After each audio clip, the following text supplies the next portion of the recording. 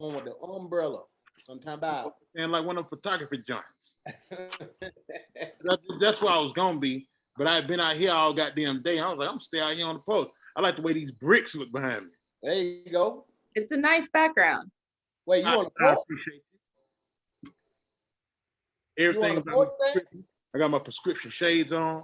I'm out here, you know what I'm saying? You know what I'm saying? Oh shit, this is gonna be great. All right, so it's gonna be ridiculous. We are waiting on Keon and oh shit, wait. Oh, that's Keon right there.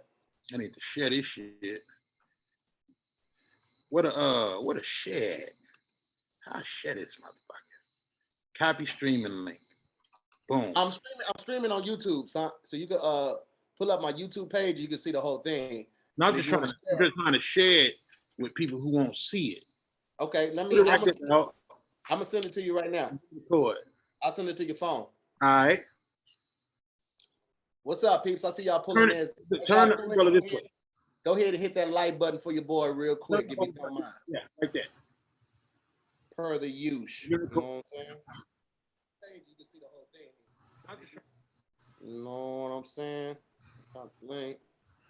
All right, son. I'm gonna fly it into you right now.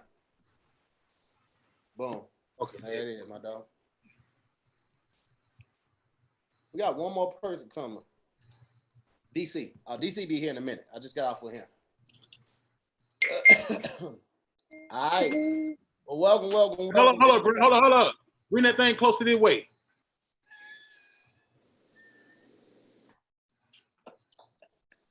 All production assistants. Okay, here we go. DC's pulling up right now. This is perfect. Everybody here at 702. Come on, man. This is all you can ask for in life. All right, so ladies and gentlemen, as I pull up one, welcome to another episode of Zooming with the Homies. Very, very, very amazing episode. Got some really good friends on here. We're gonna have a good ass time, man. We're gonna have some real conversations. We're gonna get some of the questions from the comment section, and yeah, man, we're gonna pull up and we're gonna turn up real quick. So let's get it going, man. Welcome back to Zooming with the Homies, ladies and gentlemen. We're gonna get right into the introductions, and then we're gonna get into the celebration. You know what I'm talking about? First off, it's a weird night starting off because Keon has a shirt on, so I'm just gonna start with him, ladies and gentlemen. Need no introduction to the show. Usually it's out here, areolas out, nipples out, but today, you know what it is though? He just had a special drop. And you know, when people they get that notoriety, they get money, they start changing a little bit. They get away from the roots. But needs no introduction. He's a comedian extraordinaire, husband, father, writer, producer. Has a new show on the way. Ladies and gentlemen, please welcome back to the show, KeonPolee. I have a shirt on. We had a guest. I didn't want him to get on here and be like, nigga, what is happening? You know what I mean? So I was chilling, but best believe if this Cash App get popping, it's coming off. All right. There we go. Nigga. Next up, ladies and gentlemen, very good friend of mine. She's one of the first people I met when I first moved out here in LA. We actually did an acting class together. We did Tasha Smith's acting class together. She's been a phenomenal actor, phenomenal content creator, just all around dope person. Ladies and gentlemen, we have writer, actor, producer, NIA Witts in the building. What's going on, Nia? Hello, everyone. Hi, I'm so happy to be here. It's nice to meet all of you, and hello, YouTube and everybody out there. And Nia's she's an LA native. You don't get a lot of those on the show. So You LA don't. native. We are real, and I am here, and I am living proof that you can live and die in LA. There it is. Nice to be. Next up, ladies and gentlemen, and it's Nia's first time to the show, so welcome her as well. Next up, ladies and gentlemen, we have another first timer. She's doing a show tonight, and I'm doing her show on Saturday. Very funny comedian, writer, producer, all around just dope person. Did a show with her about 2 or 3 Saturdays ago, outside show. Forgot an amazement of how funny she is. Ladies and gentlemen, please help me welcome to the show, Candice Thompson. Bow, bow, bow, bow. Yes. What up, Candice? Yes. Give it up for me. Give it up for me. Keon, DC, Tahir. I know you guys. I'm now introduced to some new people. Good evening, everybody. Candice, we got to talk about one of your jokes too that you did that night, because I got questions. But we'll talk about that in a minute. For sure. Next up, ladies and gentlemen, you saw him at the last Keep Your Distance comedy show. I mean, he was, bro. I called the brother the next day and had to just commend him on an amazing job, man. Everybody was ranting about him. Comedian extraordinaire, writer, father, playboy. You know what I'm saying? You know what I'm saying? He out here, ladies and gentlemen. You know what I'm saying? But you got to have your own stuff. You know what I'm saying? He said you got to meet him or beat him. That's what he said. Ladies and gentlemen, please welcome back to the show, Mr. DCErvin. Bam, bam, bam, bam. What's up, brother? I'm just gonna give you the humble hands. Thank you so much. I appreciate you, brother. I appreciate you. I appreciate you being here, brother. Next up, last but definitely not least, is his first time on the show.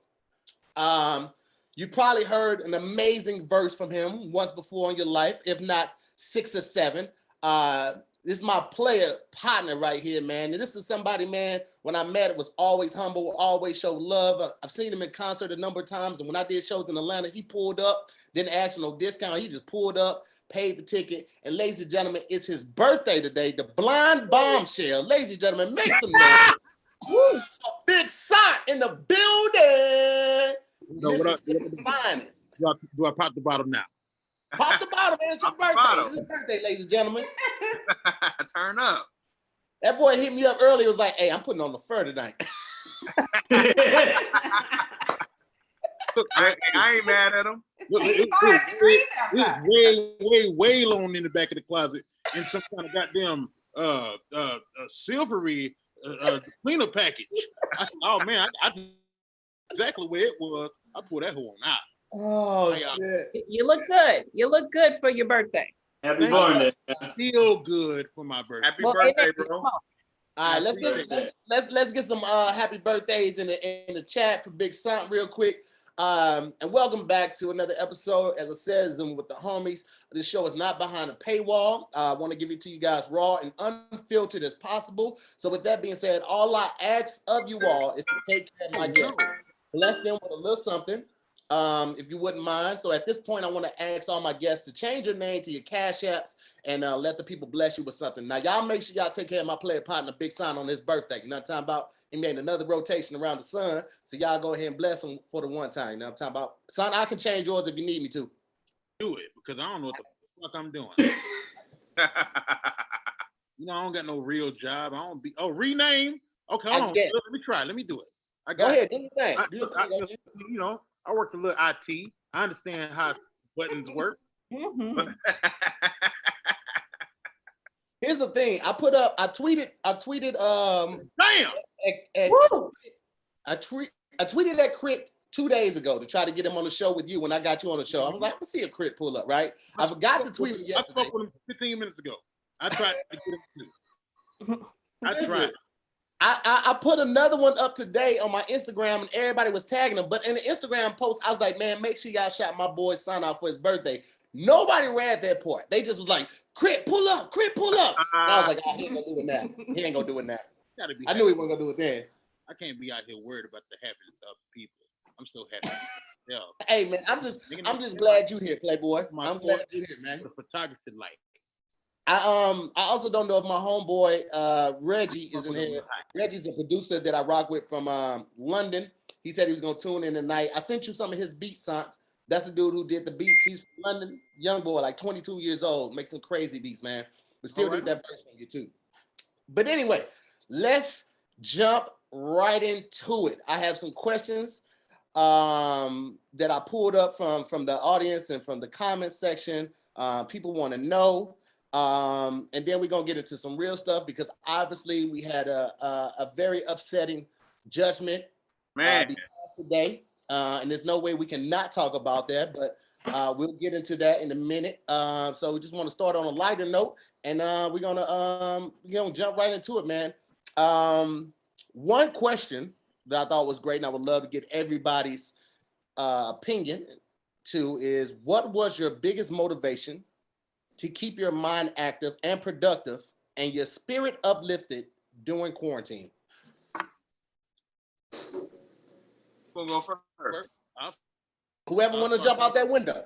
You know what I'm saying? We out here in the COVID.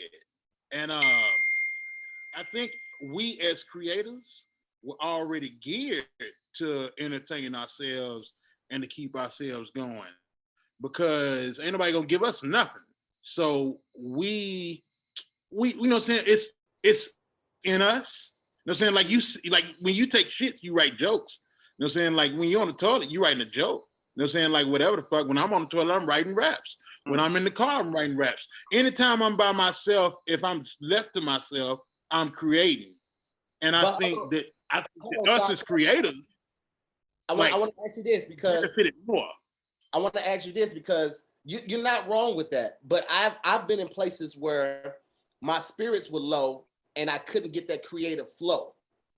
So I think that's more so what the question is asking. Like when we do get low, when you do hit that creative block, when you do hit that point where you got the pen and the pad out and you just ain't nothing flowing, what is motivation to keep going? What's the motivation, or where do you find that motivation? I don't go through that. Oh, okay. Well, then you should go because I've been as depressed. No. That ain't no clout thing. You know what I'm saying? Like I've been as depressed as I'm gonna be.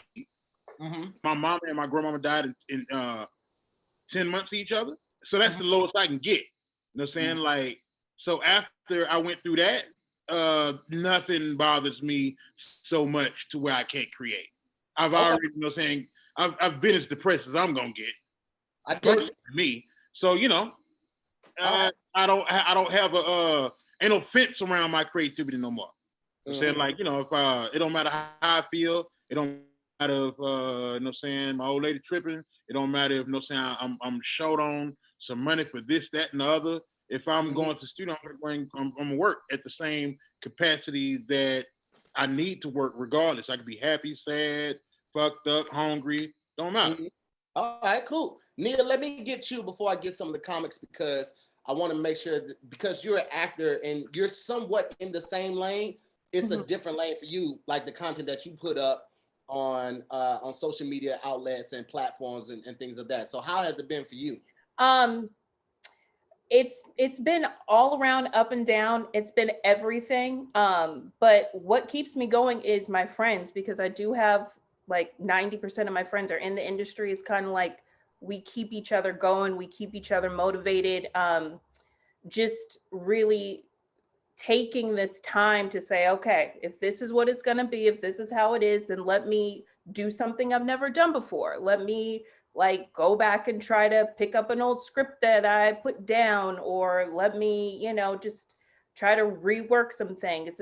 It's really about having the right friends and the right group of people, so that when you do hit those low points, you know exactly who to call to uplift you. And also just like taking walks outside, like getting in touch with old things that I didn't know I liked, like yoga. I'm not good at it, started doing it. Okay, I am rejuvenated. You know, it's just like just reading. That's also a good thing, and it's fundamental. So just doing everything just to get through, to get by, because we're all in the same boat. So, you know, yeah. Keon, what you been doing? You got the kids at the house. You got young kids too.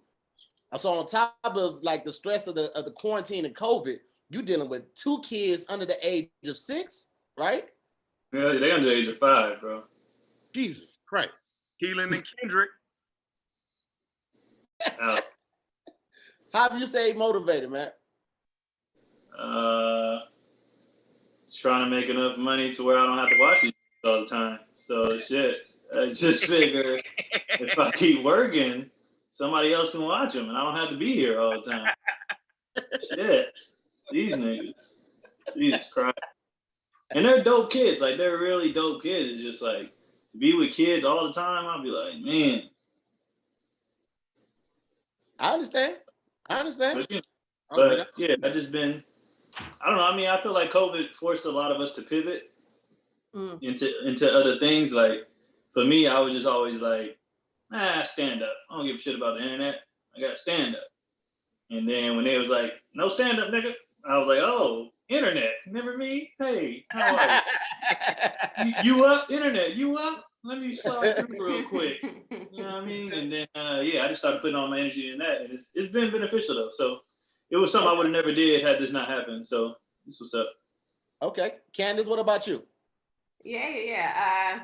It's like both of these guys have already said, like or three, you guys have already responded, but like it's, we had to get creative, man. So like, I've been inspired by my friends that are doing stuff like Keon. I was not a huge like creating online content person. Like I still am not. I'm like a comedy purist. Like I like the stage. I like live audiences. But you don't have a choice. So you have to do that. So my friends and seeing what other people have created has definitely inspired and influenced and motivated me. But also on the self-care tip, like I'm gonna be the hotep for a second and just tell everybody, hey, meditation has saved my life. Like I've gotten so much inspiration through just like asking for it, like sitting with it, breathing, and just being like, what I want to create, and just saying that, like, and you manifest inspiration and it'll just hit you. Like there have been times when I will just meditate for like an hour and I'll just go straight to my laptop right after that because I'm full of like ideas. They just came to me in that moment. So that it's kind of it's definitely been an emotional roller coaster, but like those days where I've sat and focused on my intention and what I want to create, it's happened. So that's what I've been doing. Okay. DC, and then I'm gonna go right back to Candice right after DC go. Oh, for me, it was simple. I just thought the world was about to end, so I was like, I ain't going out like no bitch. Y'all gonna remember me just being funny. So I was like, I just started putting out whatever, nigga, putting out content, and then and it was also a challenging time to be like, can we make people laugh during this time? That was motivating for me too. Can we make people laugh during these rough times? And if you can make people laugh during when they don't want to laugh, then you know you onto some shit. So now I know the world ain't gonna end. I hope I didn't embarrass myself. All right, I dig it. Now, Candice, I mentioned we had a show a couple weekends ago. We did. In the set, you said that you ain't be fucking like that because you don't want to keep changing your sheets. Which prompted me to say to myself, why she ain't putting a towel down or a t-shirt or something so she can get at least three more pumps off of that sheet set. Why you ain't putting down the towel? Listen, the towel ain't just for the beginning and the ending of that one time. Like you put that towel down, you preserve the life of your linens. Candice, what's going on, baby? Wait, I have a follow-up question though. If you got to keep changing the sheets, how many different niggas are you smashing, Candice? Candy. Oh, I do not want to lay in her dead skin all the damn time. It is not. I am not out here in these You worried streets about doing some that. cross-contamination? Why you change sheets? First You of all, don't need different sheets for the same dude. you don't. Look, you guys, I'm a juicy person. All right. Oh! Come on, Juicy. And whap, okay? Come on. We live in a post-WAP world, all right? And so I can't be, it's kind of nasty to be like, okay, and not only that, but it's like sweating and everything. And my place is old school. There's no AC in my apartment because it's just an old building. And so, when it had been hitting over 85, 95, it was 112 degrees a few weeks ago. So it's like, it's not just those juices, it's all types of human juices. Right, you got them Jason lyrics sweats when he smashed in the store. The trippy Jason lyric, hot Jada Pinkett sex. Yes. Mid Radio Shack. Yes. Son, it's your birthday, man. You got the fur out. Are you gonna smash with the fur on? That's the next question. Yes. Probably. With the fur on? Why not? The fur and the glasses have to stay on. Definitely. The fur and the glasses have to stay on. Yeah, prescription. You got to see everything. And the socks. The socks are for traction. If you got a carpet, if you got hardware, you can slide on them socks. You gotta take the socks off. You got hard. You gotta get the hospital Gotta socks. come off. They got the grip at the bottom. This is a barefoot house. There's a barefoot. Yeah. That's some southern shit. This is a barefoot house. Right, you know what I'm saying? Like, you know what I'm saying? Like, I know, look, you know what I'm saying? It's an area rug on the one side. Uh-huh. I position myself at the foot because that's where that's why I get that's where the other dress is. I can press up against the dresser. You know what I'm saying? I got all that, you know what I'm saying? Like, you know what I'm saying? Make myself feel real young and sturdy. Sturdy. You gotta be sturdy, man. Don't no woman want no unsturdy Negro, man. You know what I'm saying? You can't be in no wobble trying to falling out of it. You know what I'm saying? You gotta there it is. Going. There it is. There it is. I love it.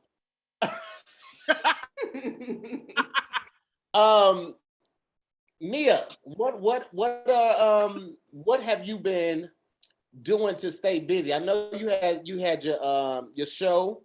Can we talk about it? But what other things have you been working on? And it said, like you said yoga, you said reading, but are there any other things, like personal things that you've been working on? Like you've been, growing out the underarm hair, you know what I'm saying?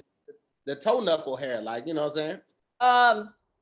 During this COVID time, I have remained hairless. So no, I'm not practicing on growing any hair any place other than the top of my head. Yeah, that's never been a thing for me. I've been trying to dodge my brothers so I don't have to babysit my nieces and nephews. That's real. It's hard because they know exactly where I am. So it's Fuck like, them kids. But they're beautiful children. But yes, fuck those kids because they are very little and they're very loud and they pee on things and they just walking around with no bottoms? These kids walking around with listen, they all they need is one good pull at that pull up and figure out how that diaper comes off. They got it. Kids are smart. Like they just got it. Just around here full Winnie the Pooh. Yeah. So how old are your kids? Huh? Don, how old are your kids? My kids? Yeah. Oh, my kids grown. My kids 11, 12, 13. Oh, they got jobs. I don't even talk to these people. They didn't learn thought they're gonna learn from me for real. I'm saying, like, I tell my oldest son real nigga shit, like, wear rubbers and things like that. At 13. Okay, that's what's up. They didn't get all the superficial lessons. I tell them shit like, hey man, don't stay in no relationship for no kids. I tell them shit like that. that real That's stuff. smart. Yeah. Hey, bro, don't settle, bro. My daughter's 14. We've had a couple of talks, but we haven't dived that deep. I tell my oldest boy, like, hey, bro, you can be the best dad ever on the weekend, bro. Like, don't even trip. Okay. Okay. Don't make the mistakes I made trying to be a full-time dad. Drinking my champagne. You can be a dad from a distance. Bro, you see, your kids grown, bro. You can be dad of the year on the weekend. My kids hella old. I'm not even calling them kids no more. 21 and 20, bro. Oh yeah, you just wait goddamn it together. I be having drinks with my drinks with my daughters. Big dog, how old are you? Who, me? 39. All right, okay. 39. Yeah. I was 39, wondering why you didn't look old. That's why. Because you got started young. Started young, got him but out. That's how you're supposed to do it. I'm realizing it. That's how you're supposed to do it because by the time your kids are like, you're done and you're still young. Like you can still live your life. Like everybody needs to have their kids at 15. And then I messed up my life. My life is officially fucked up. I should have been a hoe in high school and could have been living my entire best life right now. You ain't have to be a hoe to get pregnant. All it takes, my second time having sex, the girl said she got pregnant. So you ain't got to be a hoe to get pregnant. Yeah, it was my second one too. My second time, I was like, the babies. This is what it's like. Wait, can we pivot for a second? Just because I have to bring this up because I remember this conversation and we're talking about kids. But we had a conversation one time at like, you know, the top of the hill. We were at the Laugh Factory. We were on some show together. I mean, this is years ago, like years ago. And we were at the top of the, like where we had to park, like, cause you can only park certain places, but we were at the top of this hill. And I remember having a conversation with Tahir. We were outside and I don't know how the conversation came about, but you told me that if I ever needed to get an abortion, just drink a bottle of vinegar. Old wives' tale. Look, Tahir's like, yeah, I did say that. That's the advice I give. I just said, listen, I've never known anyone other than my cousin to vouch for that. That's just some shit. That's just some shit she told me. That's some country shit, East St. Louis type shit. She was like, listen, I don't know what I'm doing, but shit, I know we got that vinegar in the house. Worst come to worst. Wait. How soon after do you have to drink the vinegar? Right. Not regular St. Louis. That's East St. Louis. I don't know, DC. From my understanding, it was like, you know, if you find out within the first month and a half, this is some shit that she said. Okay. I can't vouch for it. I can't validate or verify this information because I myself have never been pregnant. However, my cousin seemed to believe that this will work. Somebody is getting a vinegar cocktail tonight because they do not want whatever child is inside of them. The only thing they're gonna get is detox. A nice cleanse. All they gonna get is a good cleanse. You know what I'm saying? They're hitting no sense chugging goddamn apple cider vinegar. She said, no. They're gonna piss all day tomorrow. You said drink a full bottle of vinegar and then do 200 jumping jacks and you'll be straight. I was like, that don't sound right, but all right. No. That just sounds like they want to throw the baby up. That don't even make sense. Oh no. I ain't participating in this conversation because I know some scandalous niggas that was out here, you know what I'm saying, gut checking bitches. You know what I'm saying, like in high school. You know what I'm saying, like, you know, I guess that's all the information I need to give. That's some Mississippi shit. You went to high school in Mississippi, right, son? Yes, sir. Yeah, that's some Mississippi shit right there. What, gut checking? Real last Boy Scout shit. You know what I'm saying? Like, hey man, had a gut. You know what I'm saying? Punching the co-star of the movie, you know what I'm saying, third billing in the goddamn stomach. I ain't got time for that shit. You gotta stay away from the type of people, son. They here. You gotta stay away from them type of people. The devil's busy. Hallelujah. You say the devil's busy?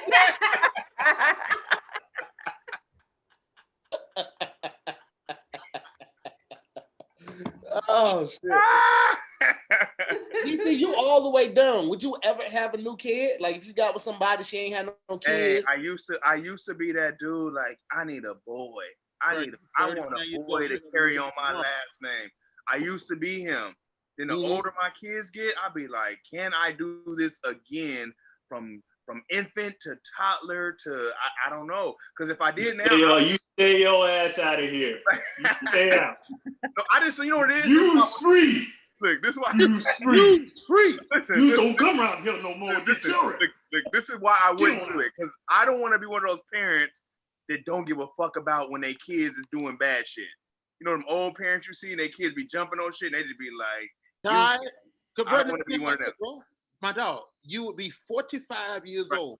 5-year-old child. You tired as hell. Just tired now. Just sleepy all the time for no reason. You know what I'm saying? Like, you know what I'm saying? All my punishment with my children is corporal at this point because ain't no talking. I gotta go ahead and give them a good Cobra Kai strike. Right. and hope that I shut it down. Because you know what I'm saying? Like I said, my oldest boy probably in the room right now on FaceTime with a girl with some curls doing this shit, talking, 101, 102. He that nigga, you know what I'm saying? Like he that kind of person. He ain't shit. Right. You got to remind them that every now and then. If it was a guaranteed boy, I'd do it. If it's, no, my oldest boy is one of us. So here, look at me, bro. My oldest boy is one of us. He gonna hang out. You know what I'm saying? Like, okay. He one of us. You know what I'm saying? Like, okay. He ain't shit. Is he taller than you though? Yeah. He's 13 years old. He wears size 13 shoe. I'm all of 5'9". He all of 5'10". Ooh. And you know, he 130 pounds. And he king of the little boys. He Lord of the Flies. He run the little boys. Lord of the Flies. You know what I'm saying? You know, they pass the goddamn conch shell to talk to each other. You know what I'm saying? They skateboard and beat each other up in the bathroom, all this kind of shit. Nia, do you want kids? I do. Okay. I do. I'm kind, now that I'm in the conversation, I'm kind of bummed that I didn't have them at 15. So I could be done. But yeah, I'd have them, and then I would happily give them to my mother so she could raise them. So I'm set for life. Pop them out, hand them off. I mean, she did a decent job raising me. Just like Candice, I changed my streets too. So I mean, she's an upstanding woman who raised an upstanding woman. She can have my children, and they can be upstanding children. I mean, you got that privilege because you're the woman that raised you ain't the woman that raised your kids. You say what? The woman that raised her ain't the woman that'll raise her kids. That's a completely different woman now. Oh, that's true. Anybody out here with children that's old enough know that the woman that raised you, the man that raised you, ain't the same person as a grandparent. They tired. Grandparents be tired. My granddaddy hit me in my chest and neck for taking too long to get him some. Yeah, that's it. Not for I ain't say nothing. I wouldn't disrespect him. I just took a little too long getting that water, and he hit me on the way back. I had the water in my hand. He knocked the ice water out my hand while punching me because I took too long getting the ice water. Wait. So I thought you were going the direction that the grandparents are laxed once you have kids. You're saying that your grandparents were meaner when they. My granddad was mean as fuck because you know what I'm saying, like they didn't, you know what I'm saying, first of all, here's what happened. You know what I'm saying, like, you know, they didn't really want me, not full time. You know what I'm saying, like, you know what I'm saying, nigga was 41 when I got here. So you know what I'm saying, like, you know, he was a young nigga. Like I got an auntie this 7 months younger than me. That means he was still cheating.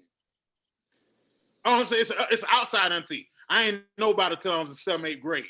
What I'm saying is that, you know what I'm saying, like he was still out in the street. He was still wild for the night. When I got here, I made him slow down. He was like, all right, I got a grandson, so I guess I need to chill out. And then some woman told him that she was pregnant. You know what I'm saying? That kind of shit. You know what I'm saying? And what I'm telling you is this man didn't raise no boys. You know what I'm saying? He got 2 girls by my grandmama, and you know, so he was hands off. Well, you said, they ain't really want out of me. I mean, saying like, you know, if your children grown, and then you gonna raise a brand new baby, it's like you, bro. It's like you. His granddaddy couldn't wait to put hands on the kid. That's all that means. Right. Because he had daughters. Right. So, you know, see, you knocked the hell out of me. Yeah. that is my mother. The nigga punched me for moving too slow. Get nice water. And it don't matter my reason. You know what I'm saying? The ice tray was stuck. It was one of them old ice trays with the metal, and you had to pull that motherfucker up. You know what I'm saying? Some of y'all gotta be able to relate. You know what I'm saying? Only certain people can relate. What I'm trying to tell you, you know what I'm saying, I had a difficult time making sure that he had ample amount of ice for said volume of water. And I'm trying to make sure, you know what I'm saying, that he get the water that he needs right. at the temperature that he wants. Right. You know what I'm saying? I know what he like. I'm trying to get that water there as fast as possible. And this son of a bitch punched me in my fucking neck and chest for taking sounds too like long. your granddaddy has a very, very big fist. Was it at the same, like with the fit, it was the same time? Same time, that's what I'm saying. Boom, chest and neck. I was out of, he knocked the wind out of me in 2 sections. Your granddaddy got the fist the size of a hubcap. He got big old Evander Holyfield hands. Candice, saying, like he got hands at the end of a stick. Do you have a cutoff age for kids? Oh, I've already passed that. Wait, was it 15? God damn. Yep. I'm just stocking up. I'm just hoarding this apple cider vinegar just in case. Yep. That must have really stuck with you for you to bring that up. That had to be at least 9 years ago. That had to stick with you. Absolutely, it was at least 8, 9, if not longer. But I'm telling you right now, every time I buy apple cider vinegar, I think of you. I'm not kidding.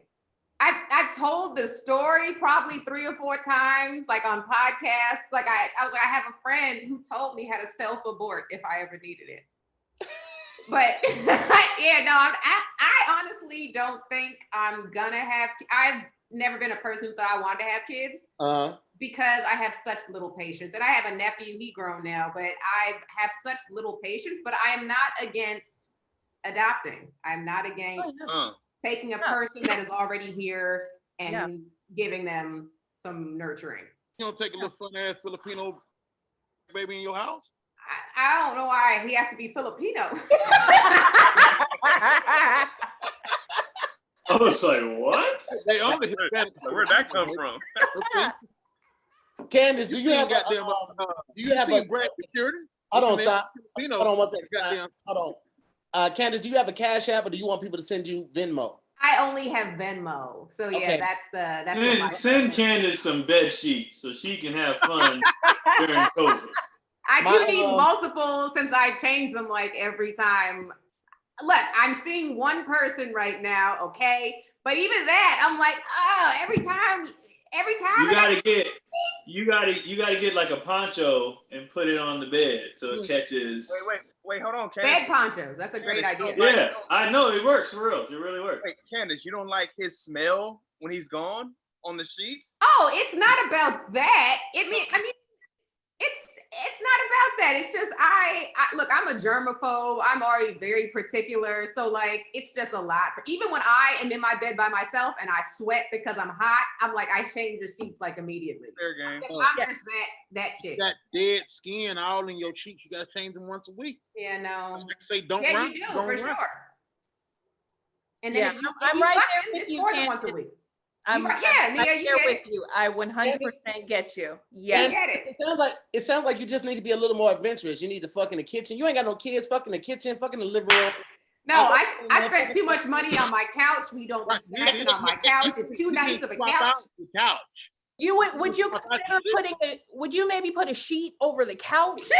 That might be a layer. Oh, maybe that's what I just realized. Maybe you know our old relatives that used to have plastic on the couch. Maybe that's why that plastic was there. No, not that, Candice. Just get a fuck sheet, okay? You get a fuck sheet, you lay that down over the couch, and that's you go to get that, and you wash that every 2 weeks. If it's the same guy, that's y'all shit. It don't matter. It's gonna get the same guy. Yeah. It's gonna get a little crunchy, but you'll be all right. Or Febreze it. Do a nice little Febreze action. Make it smell nice. You know, there are ways around this. Candice, you spray it with a little 409. Spray it with a little 409 afterwards, and then put it in the dryer. It's clean. Okay. I'm sorry, guys. I'm new to sex. I just started having sex, so I don't really know. I just know how much work it is to change bed sheets and remake the bed and put the cover back on it and the pillows. Girl, so anything that you put her real sheets on the bed. And when you have a duvet, it changes the whole game. Oh my God. And the duvet cover, it's too much. Listen, you don't have the duvet cover, the cover. You just take the cover off. You ain't no, I know, but it's still even putting the duvet back on the duvet cover. Like I need help. It's a process. You just go corner pinch, pull.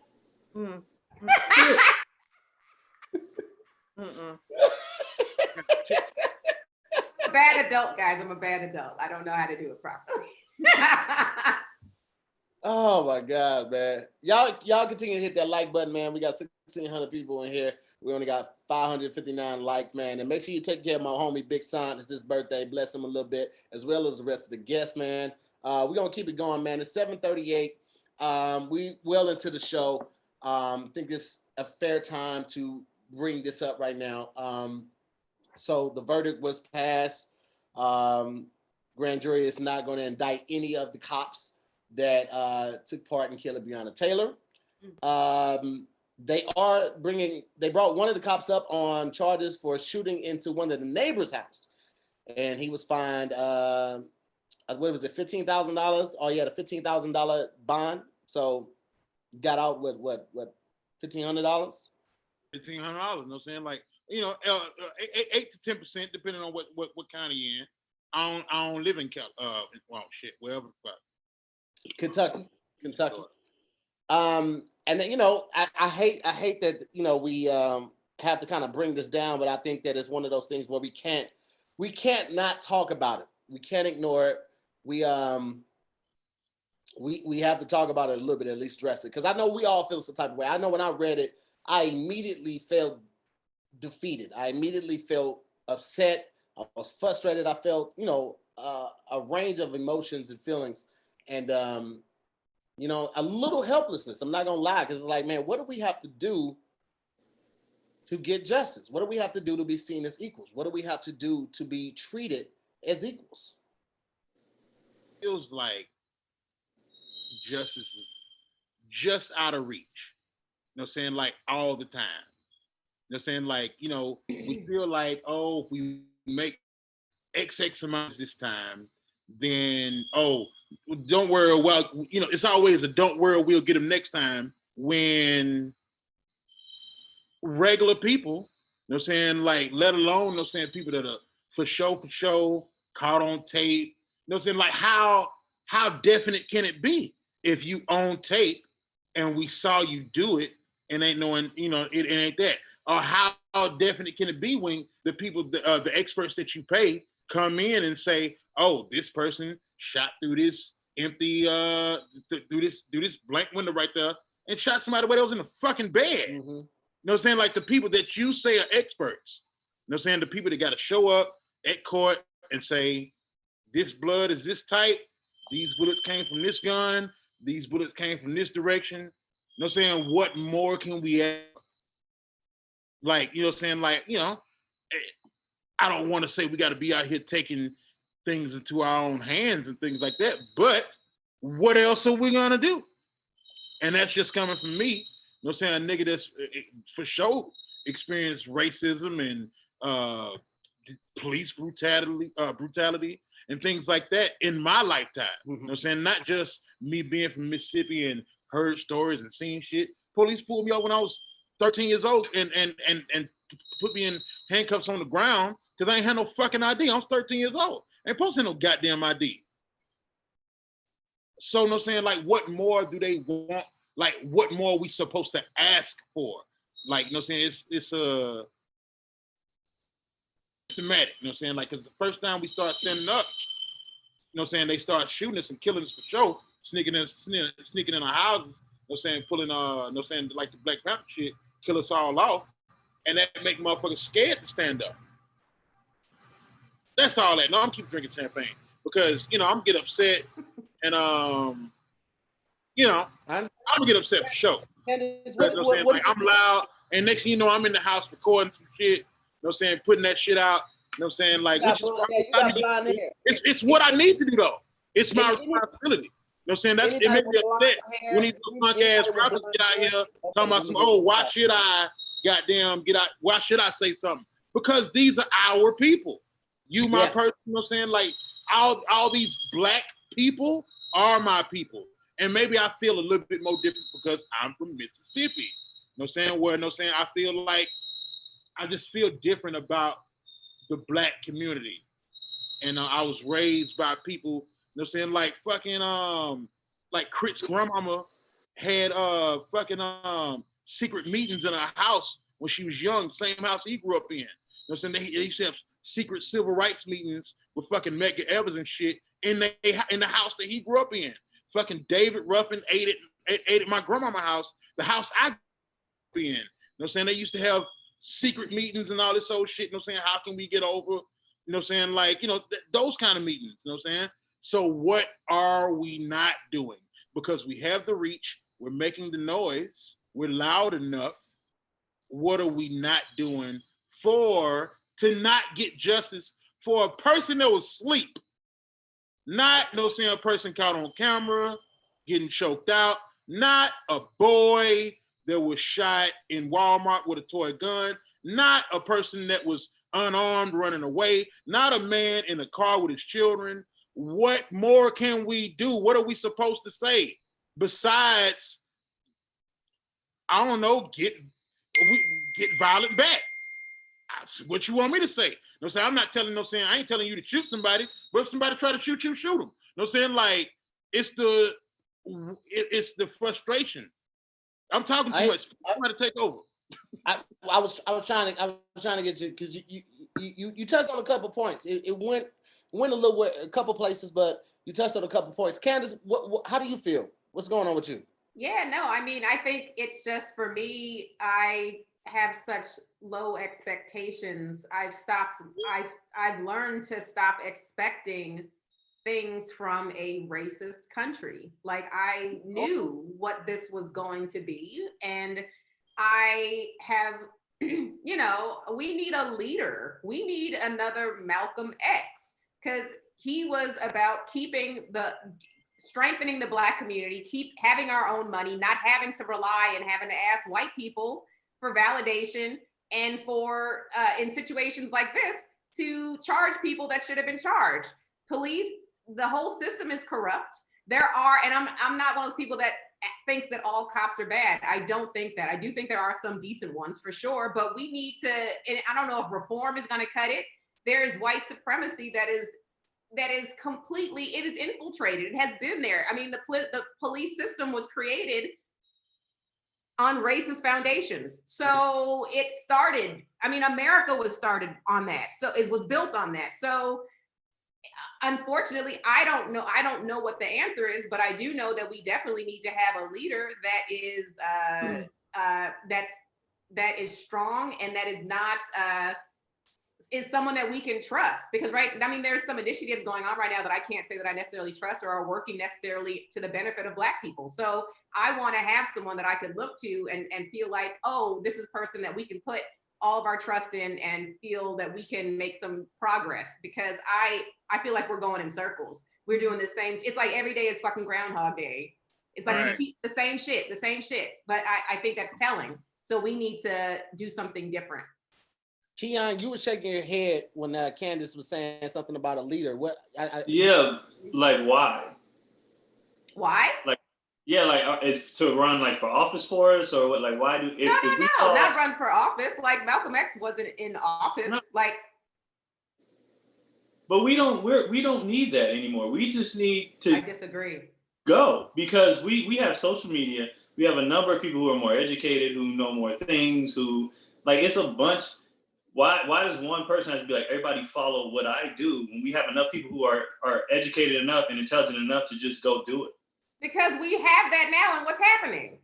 Like, I feel like it's disorganized. I feel like everyone's doing this and this and this, but it's like, where is it getting us? What has social media done besides create an echo chamber of like potentially fake white people saying, just virtue signaling, saying that, oh, I support Black people. That's all you're doing is tweeting about it. But like, we need action. And I feel like the only time that we've seen movements like that was when we did have a strong Black leader in place. And we haven't had that literally since Malcolm X.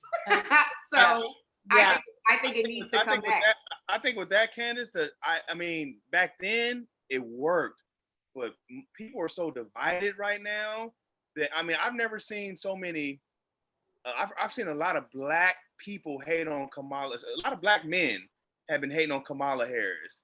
And Kamala's done some fuck shit. Right, and I'm just saying, like, it's so divided right now. I don't know if we would follow one motherfucker. Back in the day, everyone would rally behind Kamala and be like, we don't give a fuck. Let's see what she's talking about. But the most hate I've seen on Kamala has come from Black people. But that's because her track record with Black people is fucked up. I mean, these are just facts. Did you know that she was against body cams? She was against police having to wear body cams. She also had the opportunity to free some Black men from prison or give them another trial, and she didn't. And they were innocent men, and she did not give them a retrial. So like, she has a fucked up. Her track record is not great. She's literally a cop. The left is talking about defund the police, but yet you're cheering for a woman who literally is a cop. So like, it's like we can't get organized. That's why I'm saying we need leadership, because right now we don't have it. Yeah. But if you look at if you look at what happened immediately after George Floyd, right? There was no leadership for that. People just started doing what the fuck needed to be done. Like, there was no one person that said, everybody do this. People were just sick of shit and was like, all right, let's rock. But hold on, Keon. I would have to play devil's advocate and say, don't use that term. Devil don't need no advocate.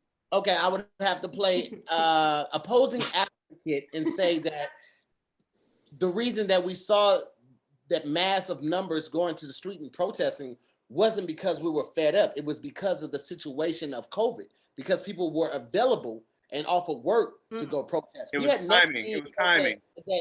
that number. Let's be No, honest. that's fine. The mobilization that we saw Isn't it was awful, no, unprecedented. saying that Like we never because seen of that the type of pandemic, mobilization. But I think it was because the world was on pause and people were available to go out and those record numbers and protest. Now I will say this in defense of what DC and what Keon was saying. I feel like I don't think we need one leader. I think that we definitely need to come together and we need to create leaders in every city, in every state to kind of speak for us. Because I feel like if we have one leader, we're going to see exactly what happened with Malcolm and we're going to see exactly what happened with Martin. All it takes one person to take them out. Now we're divided again. Like white America doesn't have one leader. They have multiple leaders. So if you take one out, another one just comes and sits in the head seat and keeps going. I think that we need leaders to organize in each community, in each city, in each state, and they get together and they assemble what we're gonna do, and then they pass it down to us, and then we get in line with that. Because I think putting one leader of the Black community in charge of everything is a lot for any person, any one person, but also it makes that person the most wanted and most hunted person in the world. Like that's just my opinion on it. But Nia, you haven't had a chance to speak on it. I want to get your opinion.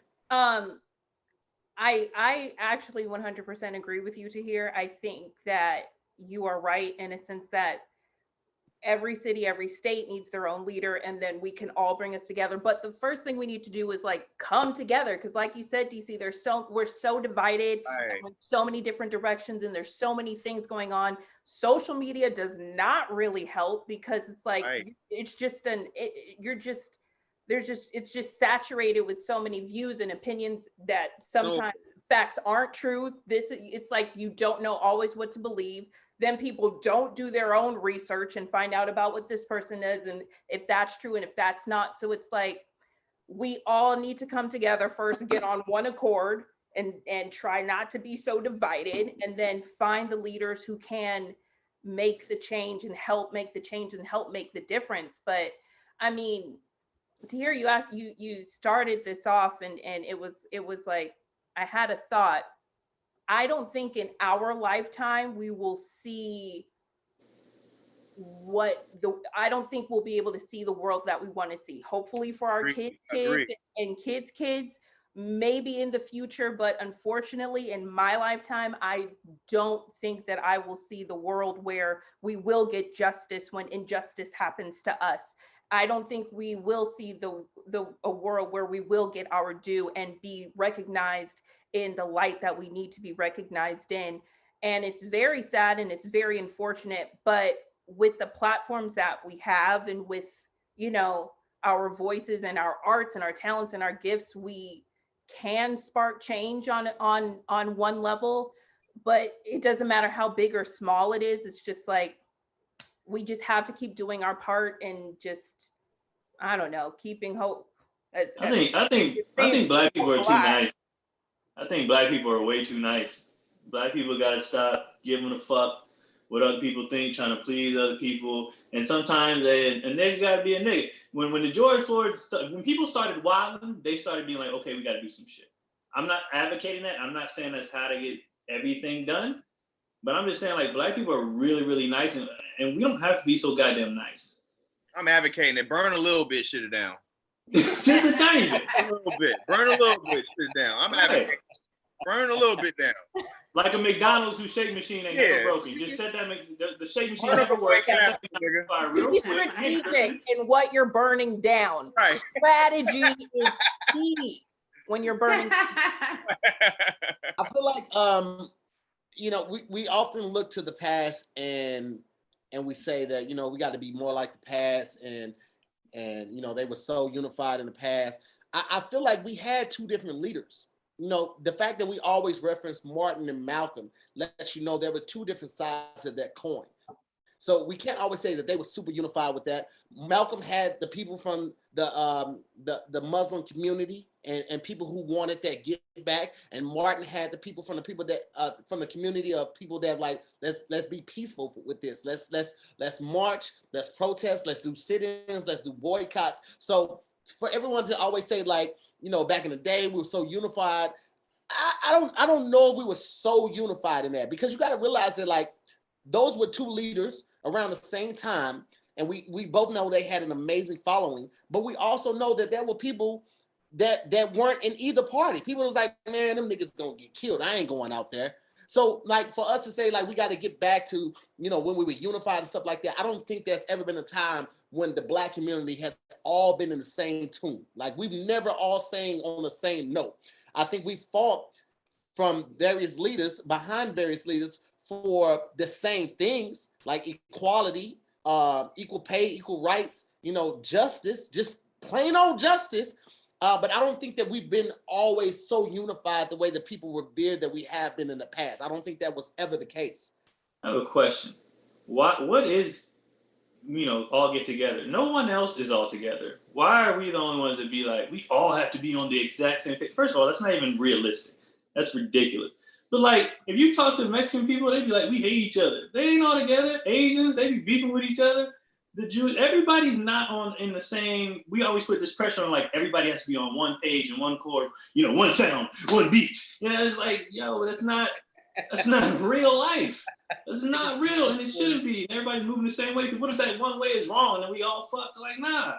I think it's we all know that it's our death is most publicized. You say what? Yeah, they not being Because killed our- and Asians and Mexicans and shit. They not being killed And like, you know, hunted. I'm just speaking in general, not just about police. I got you, you know what I'm saying, but like even when there was like little Mexican children in cages, you know what I'm saying, we were you know, I was vocal. I can't, you know, like the Black community showed up for the Hispanics when ICE was going through breaking up homes. Motherfuckers been here 30 years and they putting niggas in goddamn boxes with their grandchildren and all this old shit. You know what I'm saying? We was vocal. You know what I'm saying? We vocal when our deaths are involved. You know what I'm saying? Like, I don't know about you, brother. No, I don't know where you at. But shit, nigga, you know what I'm saying? Like, when the police pull me over, which I don't let happen, I'm scared to death. You know what I'm saying? Like, you know, I'm so scared that the police are more mean to me because I'm treating them like a threat. You know what I'm saying? When the police pull me over, I put my hand on the outside of the goddamn car. I put this hand on the goddamn steering wheel with my license right there. I take my glasses off. I take my hat off, all that shit on the dashboard. And you know what I'm saying? Nigga roll up. I mean, nigga, why you acting like that? You know what I'm saying? Like, you know, motherfuckers, you know what I'm saying? Like, put me in more of a situation because I'm trying to be safe or unthreatening and shit like that. You know what I'm saying? I'm already big and black. You know what I'm saying? Like, what the? I can't wipe that shit off. Yeah. You know what I'm saying? Like, when it comes to us being vocal and us uniting, you know what I'm saying? You got to think about, you know what I'm saying? Like, news spread crazy now. News didn't spread the way it used that it spread it back then. You know what I'm saying? Malcolm was in New York. You know what I'm saying? The goddamn Martin was in the South. We don't know what the fuck was going on the West Coast in the 60s. You know what I'm saying? Like, the Black Panthers didn't come till later. You know what I'm saying? Like, you know what I'm saying? 9, 18 years, 10 years later. So we got no idea what the fuck was going on over there. So you know what I'm saying? Like, when they break them off into two leadership heads, it's like they're a nigga in New York doing this, they're a nigga down south. Only, you know what I'm saying? Like, yeah, come on. You know what I'm saying? Martin Luther King wasn't going to fucking New York. Martin Luther King was going to Alabama. He was going to Mississippi. He was going to Tennessee. He was going to the southern states, the states that. Right. You know what I'm saying? Like, he was going to the places that were affected to him. You know what I'm saying? Malcolm was up north on whatever the fuck that affected him. You know what I'm saying? And his Muslim community and things like that. Let me ask y'all a question, and this is a real question, because I and this is no disrespect to you, son. I could never move to Mississippi. I can now because Deion Sanders there. But that's why I was going with this. I can never move to Mississippi just on the things that have happened in the last 3 years, the headlines that Mississippi has made in the last 2 to 3 years, like it's still a very, very, very, very segregated state. I think it's still a very racist state. And the point I was going to make is Deion Sanders just became the head coach at JSU, and I'm just like, man, I hope nothing happened to that brother. I couldn't even be happy. I couldn't even relish in that moment of his happiness. I love the way he came in with the whole coming to America thing. But the first thing I thought was, I hope they don't kill this brother. And it's sad that in this day and age, that thought would even cross my mind. But when I think of Mississippi, that's what, like, I feel like Mississippi is one of those places that's stuck in a time capsule, and they still believe is the early 1900s where they don't have to show blacks respect. Now, I could be wrong. Son, you lived there, you could speak on it, but that was literally the first thought I had when I saw that he became the head coach. I'm gonna sum it up just like this: if you ain't in the city, you're in the country. Point blank. If you're in New York City and then you travel to Albany, you're gonna see cows and all this old shit. You know what I'm saying? Wherever you at, if you're not in a metropolitan place, you're in the fucking county, you're in the country, you're gonna see agriculture and farming and things like that. And you're gonna run across people who've lived in those places all their life and grew up thinking a certain way. You know what I'm saying? I saw rebel flags in Pennsylvania. You know what I'm saying? Like way above, that's above the Mason-Dixon line. You know what I'm saying? Because I was in the country, traveling between Philadelphia and Pittsburgh. You know what I'm saying? So don't forget that Jackson is the capital. It's a big city. You know what I'm saying? They need to fix them fucking roads, but what big city don't need to fix their goddamn roads? It's an HBCU, you know what I'm saying? Like, it's a city. It's a city with a good part and a bad part, just like East St. Louis and regular St. Louis, and the Missouri part of Kansas City and Kansas City. Like, you know what I'm saying? Like, the part that's in Kansas. You know what I'm saying? Like, it's just like that. You know what I'm saying? Like, it's just a place. And I was just telling the homies that the only time Mississippi is really depicted in art is a period piece.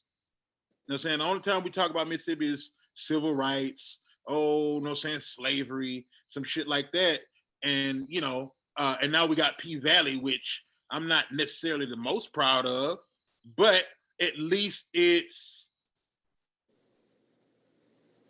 current enough. It still ain't 2020. You know what I'm saying? That shit feel like 2005. You know what I'm saying? But at least it ain't, like Martin Luther King will be here in 2 weeks. You know what I'm saying? Era Mississippi. You know what I'm saying? Like, so that's what I got to say about Mississippi. Mississippi, I'm from Meridian. Meridian, you know what I'm saying? The second largest city in Mississippi. So, is it the second? 100%. I've never heard of that motherfucker a day in my life. That's all good and good. You know what I'm saying? What's the second largest city in Missouri? I don't fucking know. You know what I'm saying? Like, what's the second largest city in the goddamn world? Who got second place in Serena? I don't goddamn know. Nobody cares about second best. Nobody cares about second place. The only reason it's called Meridian, the only reason it's worth a goddamn is because that's where all the goddamn trains and everything intersect and woo woo. It's a thing just like Atlanta is, you know what I'm saying? Where everybody got to meet here so you can go somewhere else, you know what I'm saying? Like, it's the Atlanta Amtrak. You know what I'm saying? Right. Motherfuckers got to get on. If you get on Amtrak, you got to pass through Meridian, Mississippi, because it's popular for that reason. All right, well, let's switch gears real quick. Please, Lord, I'm tired. Let's go back to some of the comments, some of the questions from the comments. I want to ask Candice, what is the most challenging part about being a public figure? Those dick pics, man. Getting all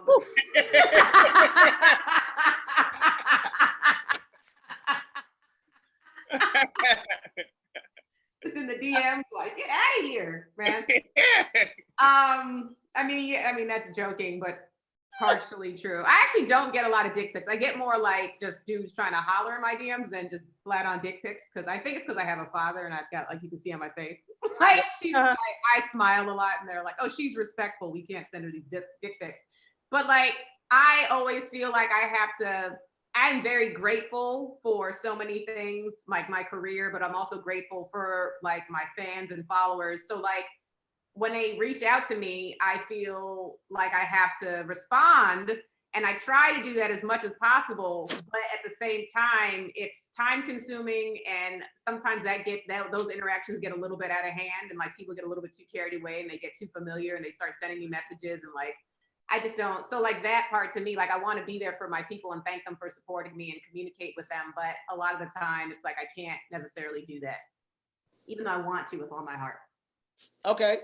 DC, what about you? What's the most challenging part about being a public figure or even a comedian in these times? Because even as a comedian, you know, there was a time where we could be the voice of people that thought things but didn't have the courage to say it. So now everything has to be so PC. What's one of the most challenging parts about being a public figure or being a comedian? The hardest part for me is like, I chose a career. I'm an introvert, like a mug. I'm very, very private, very secluded. I like my space. But unfortunately, with what we do, we got to put ourselves out there for you know, to get whatever quote unquote notoriety or whatever. But that's probably the hardest part for me, is that people want to know more about me, and I'll be feeling like, you prying for like, what do you want? You know what I mean? Like, I like to keep shit separate. You know, my comedy is my comedy, and my private life is my private. Other than that, everything else I'm cool with. But I'm not like one of those out there type of niggas. All right. Nia, you're not a comedian, but you're an actor. Do you ever feel any pressure from the real world to not say a certain thing or do a certain scene or change a scene because you don't want to come off a certain way? Or even with your show, did you ever felt the need to like edit something out because it wasn't PC? No, because I know who I am. I know what I want to say, and I know just like I don't ever feel like I would want to edit myself. I don't feel the need to, because you know, I'm not for everybody. So if you don't like what I have to say, if you don't like how I say it, then namaste, that's okay. I'm just going to continue to do me and be who I am and make really great art and just keep it pushing. Okay. The world is PC enough. So it's like you really can't say anything nowadays without somebody being all up in arms about whatever it is. So it's just like, just keep doing you and living your life and making great shit. All right. Keon, you've been quiet tonight, man. Let me hear what you got. I forgot the question, dog. What's the most challenging part about being a public figure, or what's the most challenging part about being a comedian? On the public thing, I think one, like DC said, people trying to be in your life. Like, I talk about my family, but I don't be like trying to post them and stuff. They be like, let's see them kids, nigga. No. And just like, no. And then just how much people, or how familiar people get, like they think they know you because they watch you every day. And then they think they like know you, how they speak to you. Sometimes you be like, hold on, we're not friends. Like, chill. You know what I mean? Like, you got real comfortable. Like, I know we, you know. Right. And I don't like that. I also don't like, even though I get it, it's a part of the job. I think people value what we say way too much. Mm. Like, I don't like the pressure of like, half the time, nigga, I just said some shit. I didn't expect you to really take this to heart. Like, I just said some shit that sounded either funny or ridiculous at the time. And I don't like the pressure. Like, I remember when the George Floyd thing like first happened, I was getting like DMs like, what you gonna do? I was like, nigga, wait a minute. Wait, you gotta say something, huh? Me, what? And like, and I was, anyway, I'd already saying she didn't see it or whatever, but I was just getting like people like that. Like, I'm like, why are you looking to me? I just talk about stupid shit with a microphone. Like, That's it.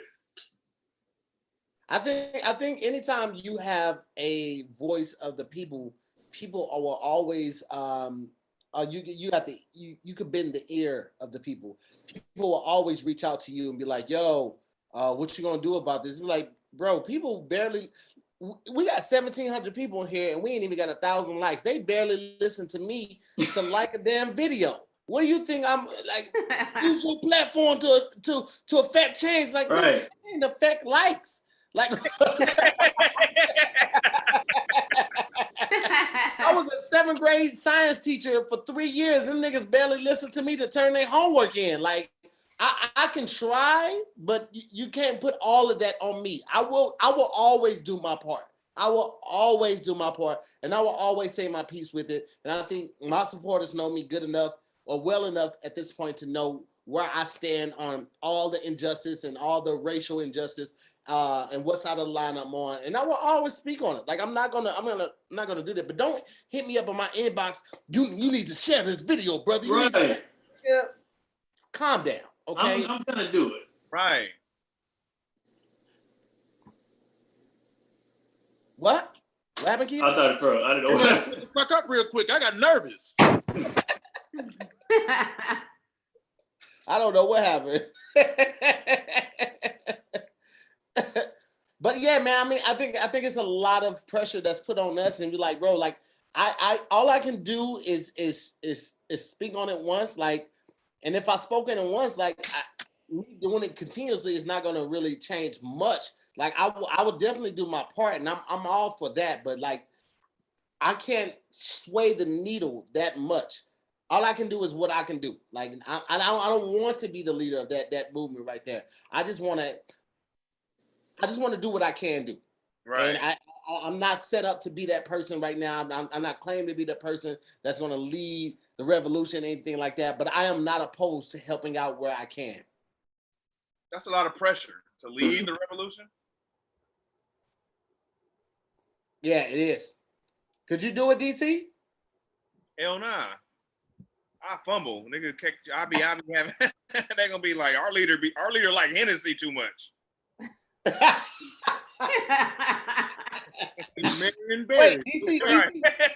DC, you drink Hennessy? I drink Hennessy. I mean, Coke, dark, whatever. But I'm just saying, I couldn't lead no shit because they'll catch me at the liquor store, nigga. Like, you know, or doing some other shit I'm not supposed to be doing. Okay. I couldn't do it because my mouth. I'm not, you know. I'll say anything. They'd be like, this nigga. You said what?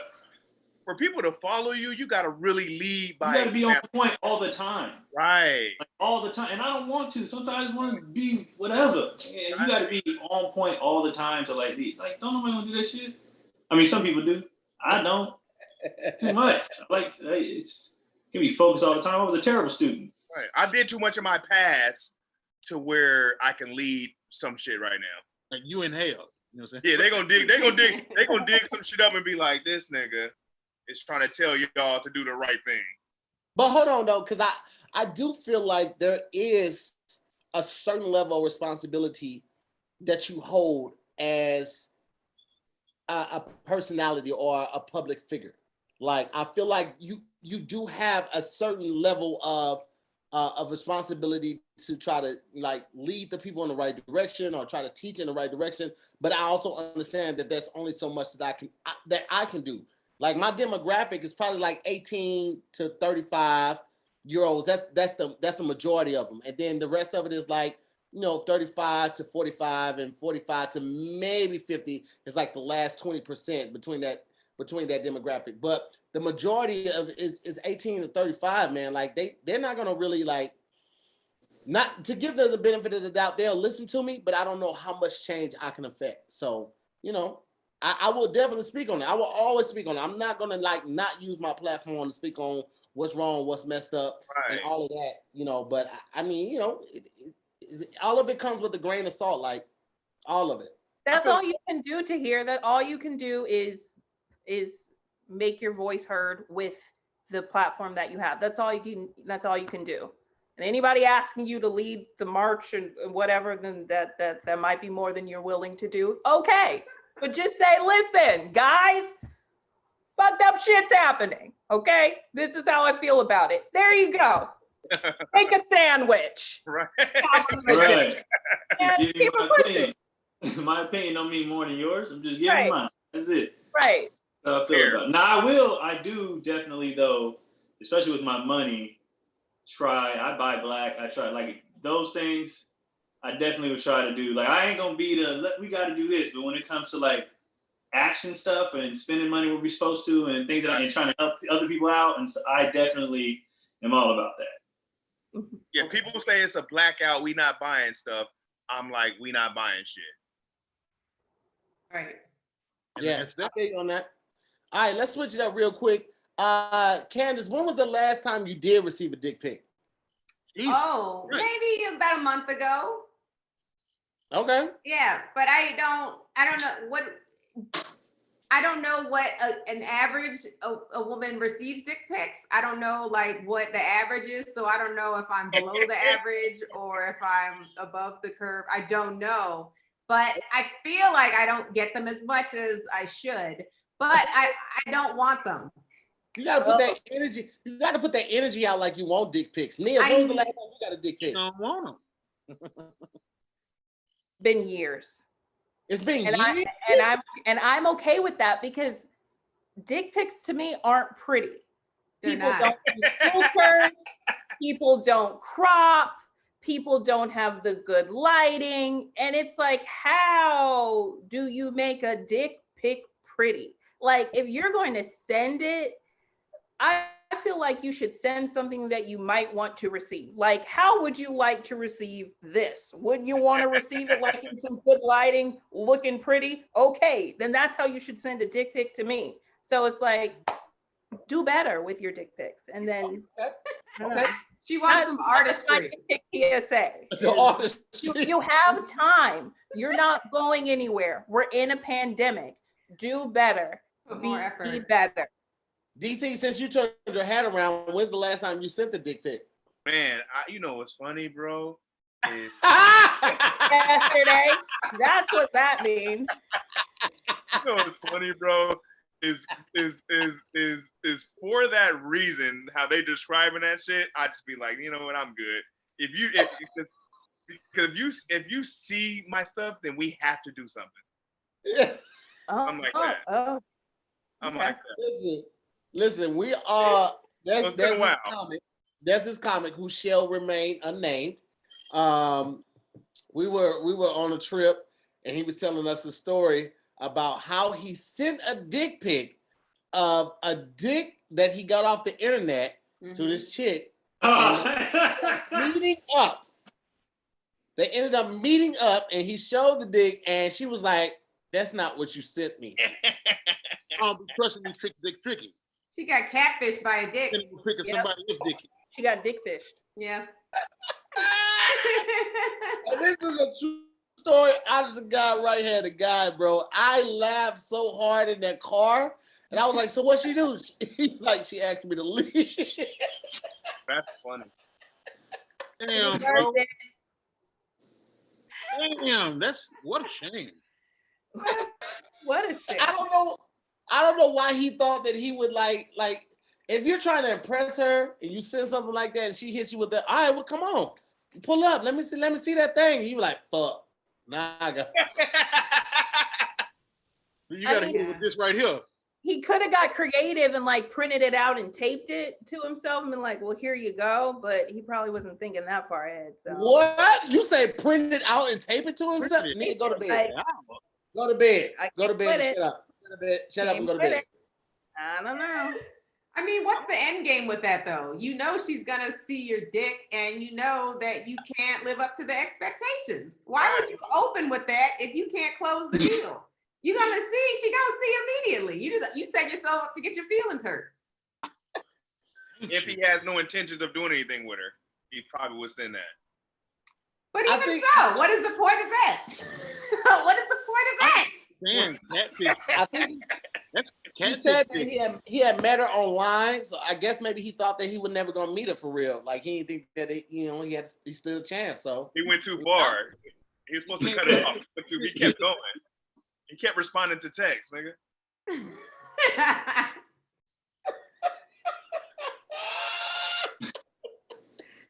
pics are so silly to me. They're so silly.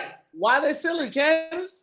I don't know what woman has ever gotten random dick and been like, ooh, I have to have that right now. Like, I can't speak for all women, but I know that for a lot of women, it's like, that's not what it's about. Like, it's, you know, for us, we need like emotional connections and like have to be, you know, have to have some type of a dick, don't just a random dick. Cause we also see them like, and we can get them so easily that it takes more than that to impress, I think, a lot of women.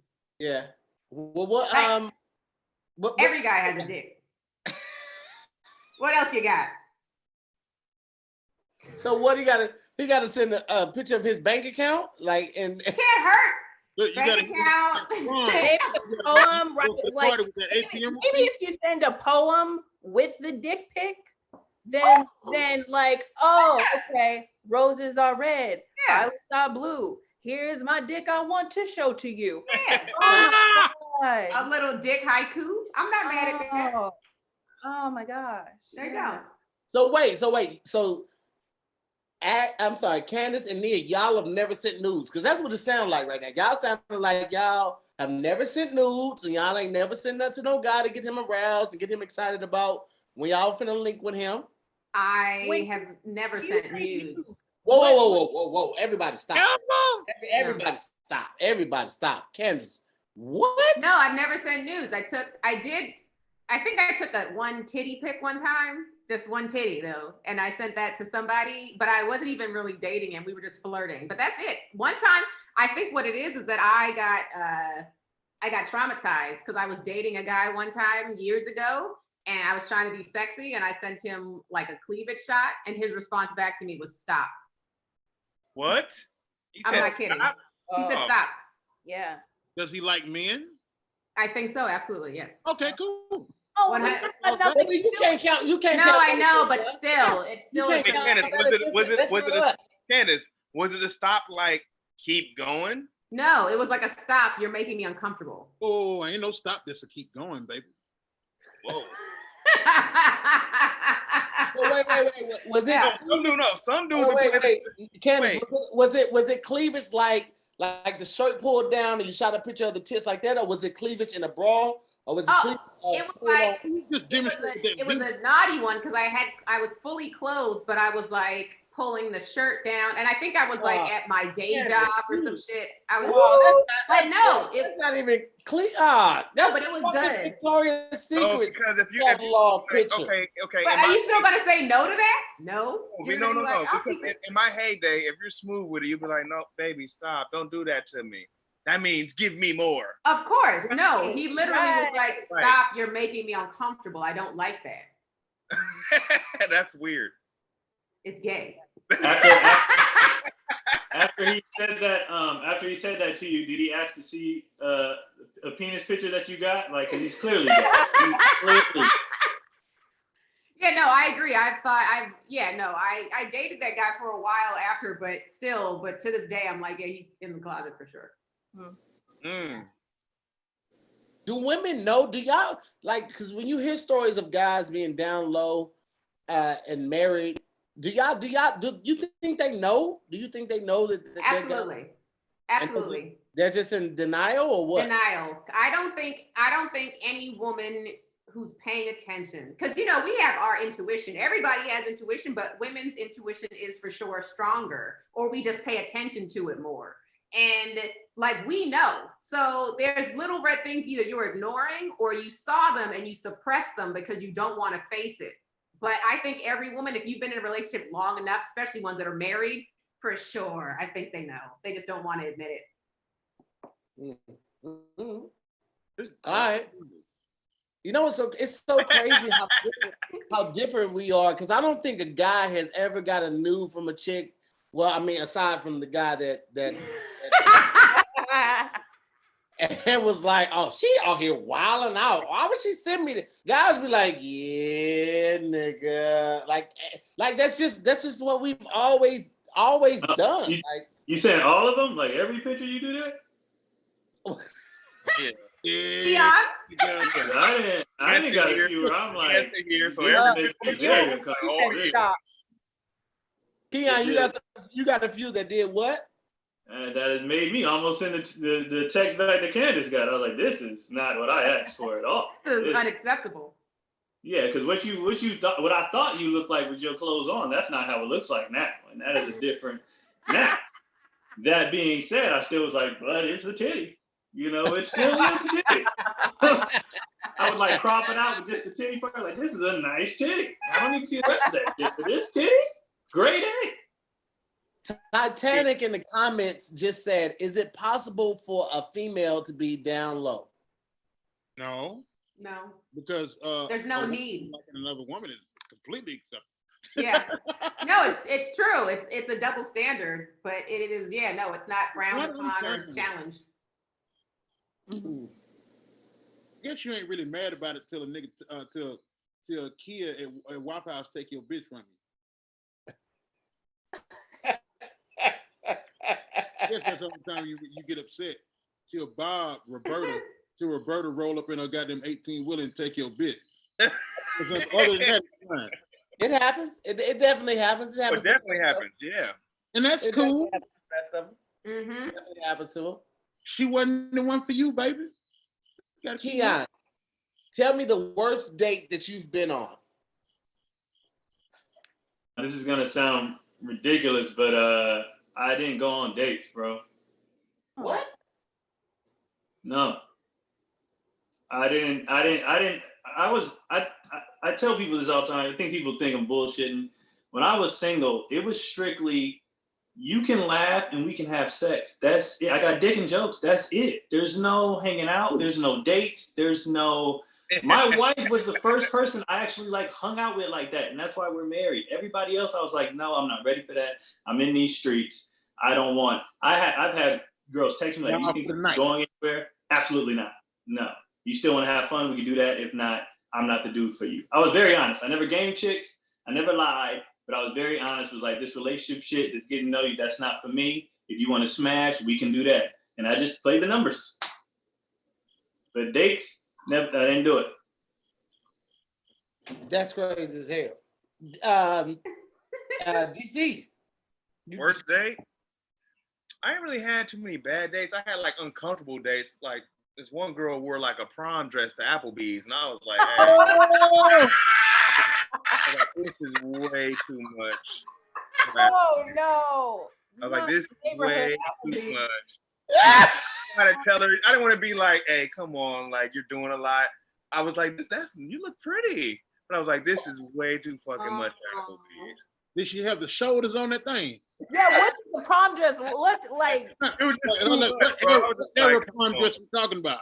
When niggas walk around with pictures of beer, you're not supposed to have a prom dress on. But if there's beers floating around, you're like, just chill. So it wasn't a bad date. It was just like I couldn't get past the dress. I just couldn't get past the dress. You shouldn't. That's a deal breaker. Right. Oh, you pulled up to pick her up. She was like, "Where's my corsage?" Like, bitch, get your ass in the car. Her family was out there taking pictures and shit. DC, get in. Candice, worst date that you've been on? Oh God, I haven't had too many awful dates, but the one that sticks out for me the most was when I was still in high school. I went on a date with a guy who I was going to, I think, homecoming with. And a friend had set us up and we didn't know each other very well, but we had already agreed to go to homecoming together. So he was like, let's go out to get to know each other better. So we went out, we went to go see a movie, and in the car, before we were in the parking lot, this dude said to me, "Hey, give me your money for the movie out here so no one sees you pay for your own ticket."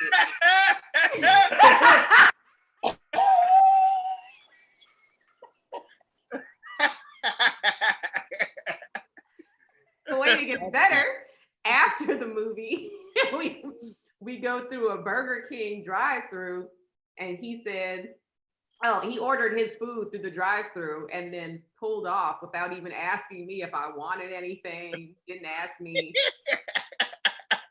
Who the fuck did you go on a date with, Candice?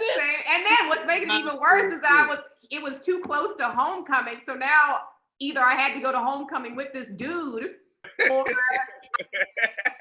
homecoming. So I ended up going to homecoming with this motherfucker. And then Then he lied and told people we had sex homecoming night. Oh. That's funny. Oh, damn. That's all bad. Awful person. I miss him. Nia, worst date that you've been on?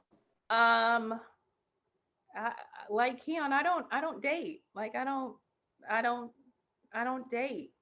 So I mean, my expectations for dating whenever it happens are very low. So just don't take me to a Burger King drive-thru and then not ask me what I want. Like, please, at least ask me if I want some fries or The bar. things. The bar is so low right now. So low. Just right now for me, if I like a perfect date right now for me would be him not having COVID. That would be the perfect. Fair enough. Not the COVID. That's fair. Yeah. She didn't even say the nigga had to have all his teeth. She said him not having COVID. Just don't have COVID. No. Mm-mm. That's where I'm at in life. That and changing my sheets like Candace. That's it. Girl. So real. Struggle is real. Tom, what you got, man? Worst date you ever been on, man? Man, I can't tell you the worst date. I can tell you the worst woman style situation. And you know, it's a good story if you want it. It's a little, it ain't long enough, but I got you.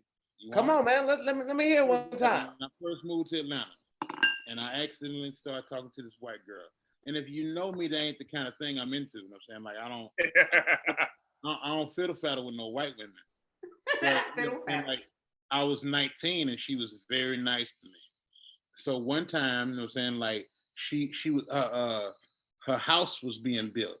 This broad told me that, yo, why don't you just quit all your jobs? I had 2 jobs, 2, maybe 3 jobs. I don't know. She said, why don't you just go to school and just live with me, and that's all you got to focus on. And I was like, I ain't gonna be able to do that because I'm scared. You know, I'm from Mississippi. And she is like, yo, can I leave a box of my stuff at your house until like they finish building my townhouse? And I was like, sure. Then it was like, can I stay with you for the weekend? I'm gonna go get my keys on Monday. And then I was like, sure, because she was nasty and wild for the night. So what happened was the weekend before she was supposed to come through, she called me in the middle of the night and she was like, hey, I need you to come get me. So I said, where you at?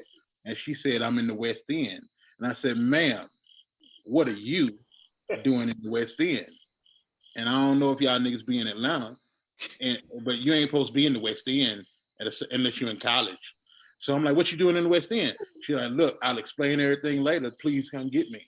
So I go down there and I got my pistol and I'm in a Mazda Prelude and I backed into that Exxon off the corner. So I'm facing the exit because I'm a nigga that's nervous. And then she say, I call her, it sounds like she outside and walking. And I say, hey, where you at? She said, I'm on the way right now.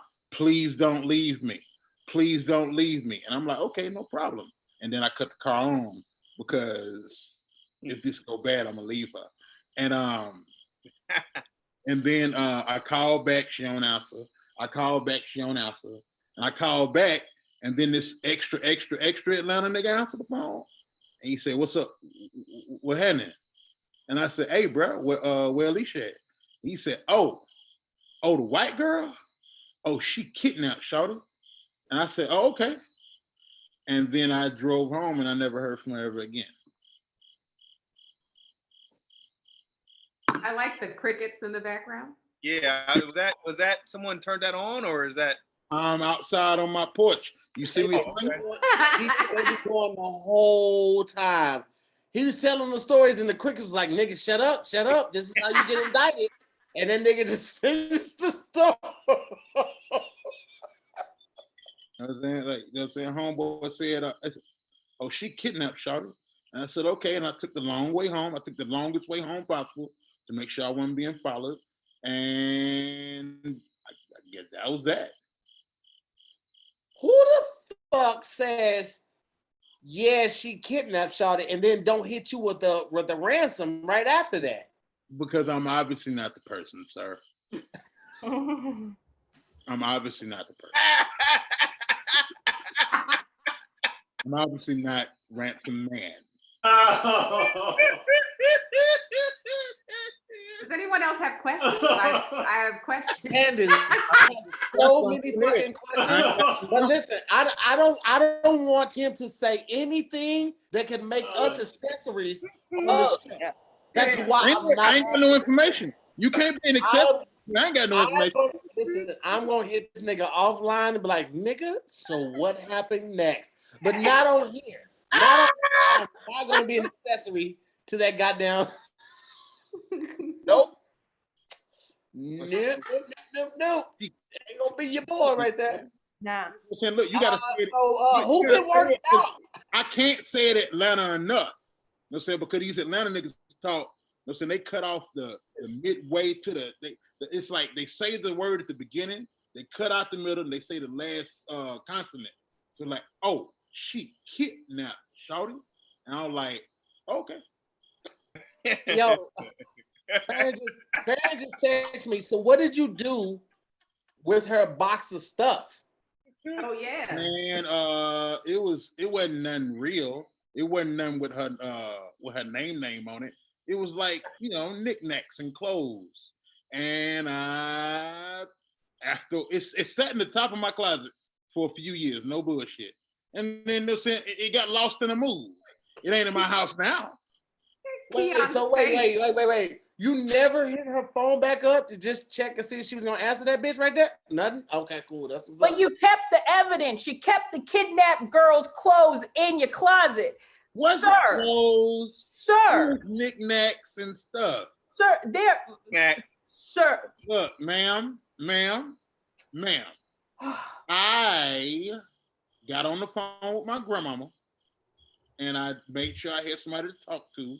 Like, hey, stay on the phone with me while I travel through to and fro on the thoroughfare back to the house, to the highs. And you know, she woke up. She didn't want to be woke up, but she sat on the phone with me until I got to where I was going. And I ain't got no more answers for you. I would like some. I really would. But I don't have. Okay. Kidnapped, shawty. That's a pretty bad date. Your date got kidnapped. Switching topics real quick.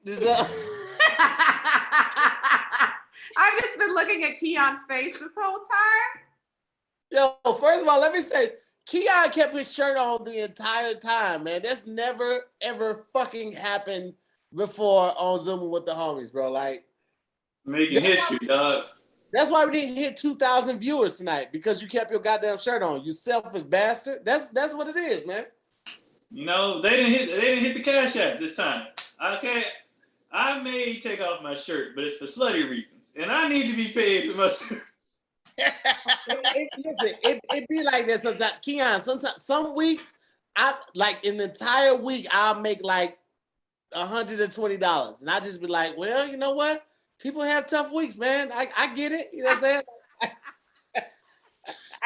I get it, but man, you know what I'm saying? The people came here for your you know what, Keon? Fuck it, bro. Come on. DC, you too. Yes, take it off. Yes. What y'all doing? Yes. What kind of show is this? Nigga. Woo! Let's go, DC. Come on, DC. Yes. Come on, my boy. Let's go. I better get some cash apps. God Almighty.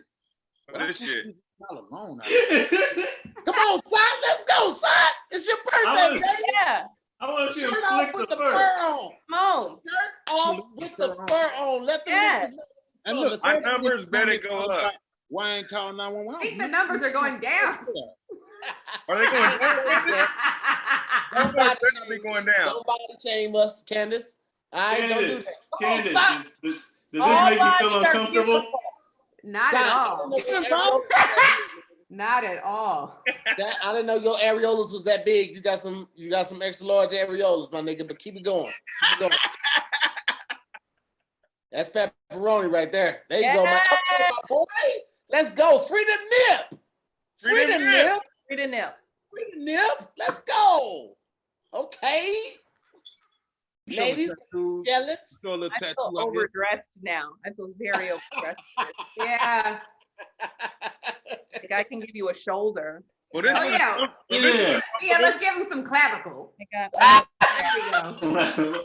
Clavicle. Little clavicle shot. Hey, my Cash App just lit up though. I got $2. I started to get some bread. Sometimes you got to be a whore out here. A motherfucker. You Well, gotta keep be. that shoulder out then. hey, my cash app went up too. Yeah. This is pathetic. Look, COVID has got us being like, I can't tell jokes. Wait. I gotta be old. A motherfucker took money back from me. Did you guys get more tips from men when you took your shirts off, or did we get The from first Zoom in that he started doing Cash Apps, I got more tips from dudes, and I was like, Tahir, you have an interesting fan base. Since then, it's been like 90-10 women, but that day, I was like, what is happening? Listen, Mhm. I don't give a fuck where the money come from. I ain't obligated to do shit after the money hit the account. I don't. I'm gonna be honest with you. Cause I ain't promise you nothing. I ain't like, yeah, nigga, I'm gonna show you. I ain't promise shit. Like if the shit happens and you want to send the money, send the goddamn money, my nigga. The rent got to get paid. Send the goddamn money. I'm out here. Mine all women. I'm happy with myself. Oh shit! Hold on. Let me check this one. Oh. Hey, y'all don't forget it's my homeboy Y'all ladies, birthday. y'all better show some shoulder or something, ladies, because I'm getting hit up right We now. did. There we go. There we go. I got on the. There we go. Hey, son, I gotta say something, man. I thought Crit really was gonna show up, man. I gave y'all the DVD. I said I talked to him, and he. I gave him the DVD at the concert. You know what I'm saying? I thought he was gonna pull up one time for the one time, man. The nigga ain't pull up at all, bro. I'm keeping frank with you. That Breonna Taylor shit bummed him out, and he just didn't want to do nothing else. That's real though. I get it. You know what I'm saying? I really do, because I really feel some type of way this evening too, and I was like, I gotta shake the shit off to do the show. So I get it. Like as a comedian, I know that regardless of what I'm going through, I still gotta put on the show. And it's the same thing for y'all too, for the most part. Like, you know, whatever you're going through as an entertainer, as a person, you have to put that shit to the side so you still make sure people who paid their money still get a good show. Now these people ain't paying no money for the show overall, but they come here every night. They support your boy every night, man. They still look for a good show. So look at Candace's shoulder. I mean, that's Is that good? She put it forward. She was Yes, like, Candace. Is that good shoulder? Yes, Candace. Look, Roll around a little. Roll around a little. Yeah. Got a little strap out there. What is happening? Listen, Candace, this is what it is. First of all, you have a Venmo instead of a Cash App. That's number one. Number two, you got to moisturize that shoulder. See, this is Kiehl's right here. Okay, first This is of all, $25 hand lotion. First So of you gotta all, get some shit like you this. you are talking to the queen of moisturization. When I get out of the shower, I put on layers. Okay. Layer? See, that's why your sheets fucked up. That's why you're sweating like that. That's why your sheets fucked up, because you put on layers. No, you're moisturization. absolutely right. Whenever I moisturize, I have a timer set that lets me know when I can sit on my couch and on my sheets again. Because it's not, you know, like the couches in the back on in Coming to America when they had the Jerry curls and they got back off the couch and they had the stains. That's how you. That's me. That is me on all of my upholstery. How long is it? 5 minutes? Girl, I layer. So like I'm telling you, it takes at least 45 minutes for the stuff to seep in. I have to like walk around and do chores first. Which causes more sweating. Somebody paid me $1 to put my shirt on. Mine's doing well, sir. They go harder. I'm gonna show some ab too. And I don't give right now. Y'all ain't finna body. Here's the thing. This is why I don't give a fuck no more. Because guys will holler at chicks and they body ain't gotta be perfect. They got vagina and they beautiful, right? And guys, like, we feel like we gotta have these. I'm not dealing with society status of sexy. I'm goddamn sexy. I got red hair, I got freckles, I dress nice. I'm sexy, goddamn it. You gonna take what the fuck I got to give. Goddamn weight. I got a nose ring. I got blonde hair. I got, Dexter 5 nostrils. I'm sexy as fuck. You saying? Like, you got what now? What was that? Dexter 5? Jackson 5 nostrils. It's beyond. You might not listen to Beyonce, but I take everything Beyonce say as law.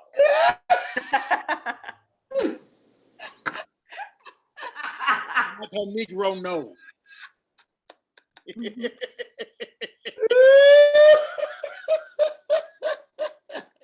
that shit works.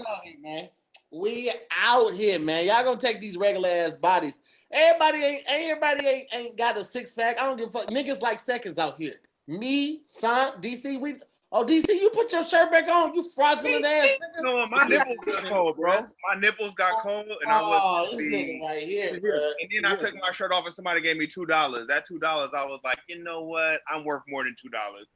At least $2.50. Worth, DC. At least $3.50. That's the bare right, minimum. DC. For my shirt to come off, $3.50. Give me some change. No, what's happening? Don't put the shirts back on. DC's right. I'm not Gotta give him another shoulder, Candace. Give him the other one. Right. We need the other shoulder. The other one? The other shoulder? Then we gotta. What about a foot? I got a good foot. Oh, got a knee right here. Hands percolating. Okay? She's showing toes. She out here in the racist chat room showing feet. Oh, you gotta try and Doja Cat me? I'm too light skinned, I know. I'm a man of a certain husk. Crispy. And I've been this way for a long time. So I got to feel myself because, niggas wouldn't let me feel Wait. Did you say you're a man of a certain husk? Yeah, down show. Yeah. I'm a man of a certain husk. You are too. You gotta love it. You know what I'm saying? Like, I'm a man of a certain He said husk. a certain husk. A certain husky out. I've read it, but I've never heard that in real conversation. Yo. Yeah. Hey, baby, if you ain't feeling yourself. This is why we need a good black leader, because y'all can't get on the same page with the shirts, and you expect us to unite for equality, and y'all can't even take your shirts off at the same time? We did. We actually took it off at the same time. And then the movement was over. This is why we need a good black leader. If you don't cash at me with my shirt off, that lets me know that you body shaming me, okay? Because you're saying that only people with six packs can be sexy, and that's not true, okay? Not true. Sexy depends on a lot of things. It's not just the physical. Look, I'm tell you something. Look, ever since I took my shirt off, my cash up been percolating, baby. Hey, son, let me tell you something. From the angle that I'm looking at you right now, you're sitting on them things right now. It's right. It's right below the visual, but them things are sitting right.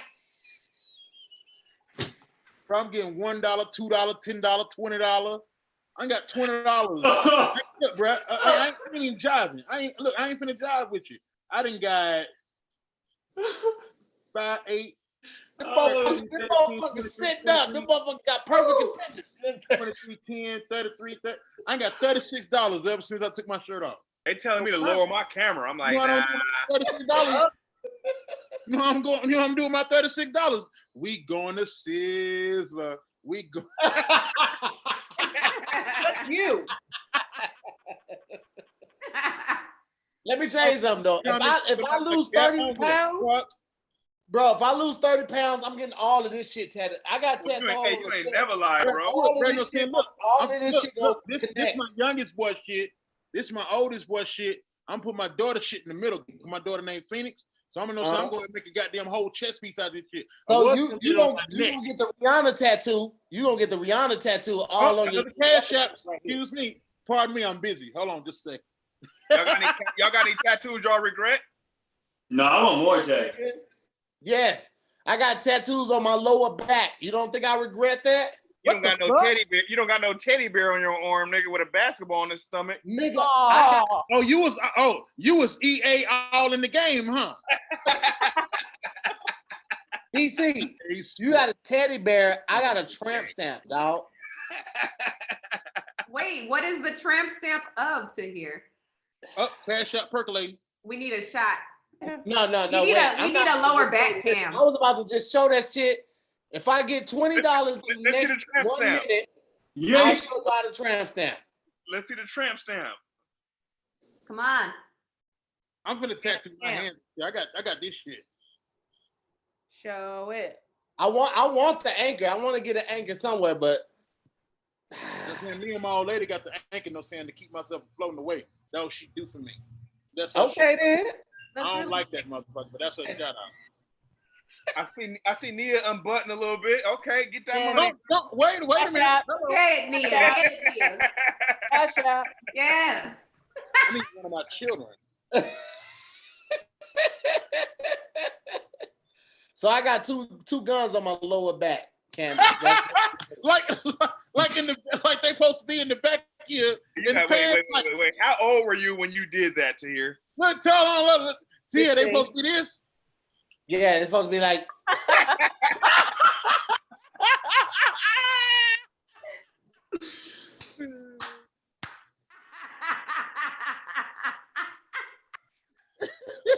Wait, you say you were 14? 14? I was 16. You were 16? And what you was out here doing? Robbing old ladies? You was out here putting it down for the set? What you was doing? Yeah. These motherfuckers done sent it. What was your thought process? Look, this, oh shit! Oh, Yes. Oh my. And it's so big too. Tahir, look, I'm finna tell you how to fix it, bro. Ready? You ready, bro? I'm finna tell you how to fix it. You gotta get a whole back tattoo and say that it was all done together. No. I'm already knowing, bro. I'm already. You gotta go full 50 Cent. Nah. It's coming, bro. It's coming. It's coming. Here, look, bro. When you go, I'll go with you. I'll get some on my sleeve. we'll look, bro. Next time you come to the city, we'll go together. That's our little pack right there. I got look, bro. My homeboys are the number 1, number 2, and number 3 black tattoo artists in Atlanta. So, you know what I'm saying? Like, whoever you want to go to, we can motherfucking try to figure this out. Nah, he need a whole backiotomy. Yeah. We gotta go. It's 8:51. Let's go ahead and start wrapping this up. Let's go ahead and wrap this up. Let's go KEON, DC, Nia, Candice, Sant, and then I'll close out. CashApp first, right? Thank you. Shout out to Terrence, Jennifer, Natalia, Crystal, I think, Melissa, Nicole, Mary, Tiffany, Donna, Jaquista, Melissa, Ernestine, and Amanda. Appreciate you for letting me slut myself out. Y'all know where to find me. If y'all been here for a while, at KeonPolee on everything. My YouTube page. Oh, my show is dropping mid-October on my YouTube page. Make sure y'all check out me and my wife's show every Thursday on IG Live. Daddy Issues with me, DCErvin, Craig Wins, Tony Baker, and Chad. That drops every Thursday. And last but not least, make sure that y'all go get Tony Baker and Friends. It's on Amazon. Me, Tony Baker, DCErvin, Keenan Baker, and Brandon Lewis put out our own special independently. Didn't wait for Netflix. It's out on Amazon. Y'all go get that. It is. It is. DC, what you got for the people, bro? Yo, pretty much everything Keon said, to be straight up. Daddy Issues Podcast, Tony Baker, Craig Wayans, Chaz Rogers, myself, and Keon. And then shout out to all the people. I got some good money tonight. Takara, Amanda Brown Smith, Christina, Lawanda, sorry, baby. And Melissa, Kiana, Jaquista, Ayana, Brittany, Juliet, Crystal, Natalia, Danya, Tisha, and Cersei, Lawanda again, and Natalia, whatever. Shout all of them. They gave me some good money. I appreciate you guys for just showing my nipples. But more Tony Baker and Friends. It's on Amazon Prime. Watch that. Myself, Keon, Keenan, Brandon Lewis, Tony Baker, and who do I miss? Everybody. It's only 5. Whatever. Watch Tony Baker's and Friends on Amazon Prime. Yeah, and run those numbers up. And shout out to TahirMoore for always including your boy on this shit. Of course. Yeah, Tahir, of course. I appreciate you, bro. You introduced me to a whole new fan base. Hey, man, it's always a pleasure. I'm going to let y'all know I feel some type of way when y'all had y'all straight out of Burbank click. And I'm going to clean it. I've been there. I'm literally one city away. These niggas ain't fuck with me at all. And I'm cool with everybody in the crew. But what's funny to hear? What's funny is you could have just came and we would have been like, "Oh, he's one of us." Yo, the niggas did not fuck with me at all. Like on that shit. I was just like, "That's what's up, man. That's what's up. I love y'all too, bro. That's what's up, man." But fuck you niggas, man. Fuck you niggas, man. Nia, let's go with you. You do where people can find you, what you got coming up, and if anybody hit your cash up, you could thank them right now. Keep in mind that everything that you guys have going on, my mods already put in the chat, and it's also in the description already. But you just let them know where they can get all that information again. Okay, awesome. Thank you, Madison, Miss Lovett, Jennifer, Terrence, Ernestine. Thank everyone for the cash apps. You can catch me on Instagram at NIA WITTS. My show, Can We Talk About, comes out Fridays. You can catch that on YouTube at NIA WITTS. And I am on Facebook at NIA WITTS Actress. And yeah, that's me. Thank you, everyone. Thanks for having me here. Thank you. I love you guys. Absolutely. What you got for him, Candice? You got to check your Venmo, Candice. Everybody else go to Cash App. You just check your Venmo. I know. What's wrong? Is something wrong with Venmo? Did they like? Are they racist? Find out they're racist or some shit that I don't know about? The common is Cash App. That's all it is. The common is Cash App. That's all. Okay. Well, I'll update that next time. Thanks for Venmo shaming me to hear. But no, thank you to everybody that gave me some tips for my clavicle. Daniel, Tyrone, Michael, Dion. I think that's A. Marie, Guy, Jen, Terrence. Thank you. I appreciate you. You said my name wrong. You said Dion. It was Keon. Oh, my bad. Keon sent me $75. No. Yeah, you can find me on social media, Twitter and Instagram, Jokes by Candice. And my podcast, which Tahir will be on this weekend and will drop next Tuesday, is The Struggle with Candice Thompson on all podcast platforms. And stay tuned for, I just found out not too long ago, I have a podcast that's got to be Spotify produced that will be dropping in the new year. Me and another funny comic, Chinadu Naka. Hey. Yeah, so stay tuned for that. All right. What you got for him, son? While I'm here. All right, you know what I'm saying? So look, you know what I'm saying? Make sure you following Big Son, BIGSANT. My name is Santiago. Don't argue with me about no spelling, bitch. It's BIGSANT because my name is Santiago. Real name, rap name, no gimmicks. You know what I'm saying? Rap I've been ever since I was invented. Listen, I got the 2-player album coming out. Make sure y'all following at We2Player. Hey, make sure you're checking in with me specifically because I got a cartoon coming out because I've been doing some voice acting. You know what I'm saying? I'm doing just don't worry about that. Make sure you following me at BIGSANT. I got me a whole ass cartoon coming out. It's gonna be funny. It's gonna be good. I got a podcast I'm getting ready to launch called Big Son Be Judging. It's me talking to myself for as long as I feel like it. There are no guests. There are no guests. So. I bet I'll be a guest on that motherfucker. You know what? I want that kidnap chick to be a guest on that podcast. Where's she at? Look. I ain't told that story once.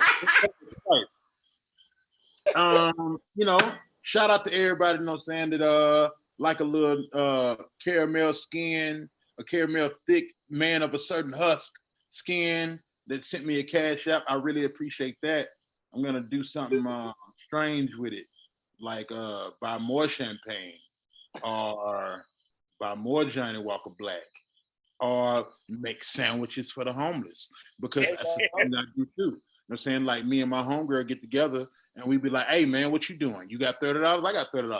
And we take that $60, we buy as much bread, meat, and cheese and mayonnaise we can. Well, this singular mayonnaise. Because everybody don't like mayonnaise on their sandwich. And we package them janks up and we go our ass, you know what I'm saying, under a bridge somewhere and we find us a whole bunch of homeless people and we serve that shit. That's the way we go. That's the way we roll. You know what I'm saying? Like, you know, I'm a man of the people, even on Wednesdays. Okay. That's all I got, man. You know what I'm saying? We2Player. 2-player. Anybody in this little chat situation, if you didn't know that I was a rapper a very good rapper, probably the best rapper that you ever met, then you should, listen to my music. The 2-play EP is out right now. Like if you want, I'll send you all the link. As a matter of fact, if you follow me on Twitter, on Facebook, I just followed you on IG, bro. Send me something.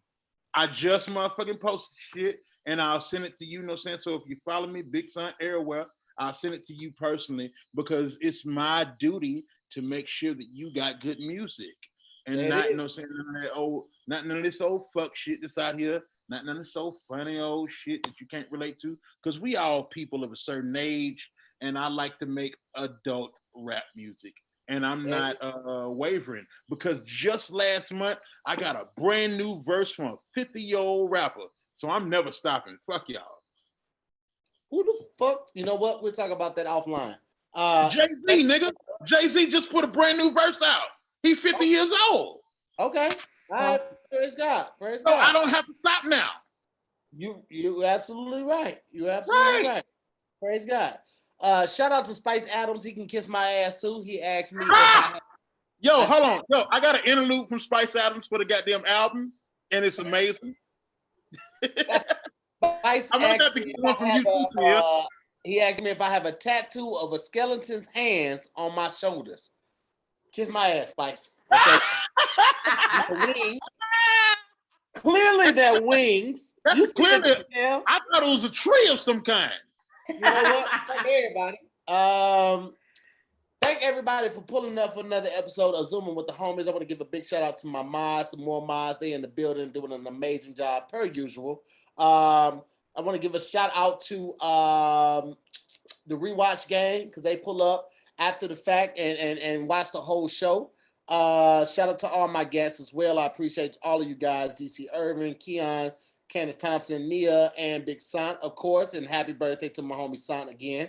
I want to give a shout out to Victoria Lewis, Josh, Gerald, Michael, Terrence C, Crystal, Ayana, Natalia, Anne-Marie, Troy, Nicole, Kylan, Tawana, Kiana, Gerald, Jaquista, Shello, Amanda, Donna, Tawana, Matthew, Serena, Matthew, Stacy, Cristal, Morgan, Xavier, Takara, Kylan, Brittany, Ty Davis, Ernestine, Latasha, Pamela, Johor, I think, Maurice, Janine, Rhonda, Karis, and King of Hearts 38. Thank you guys so much for the donations.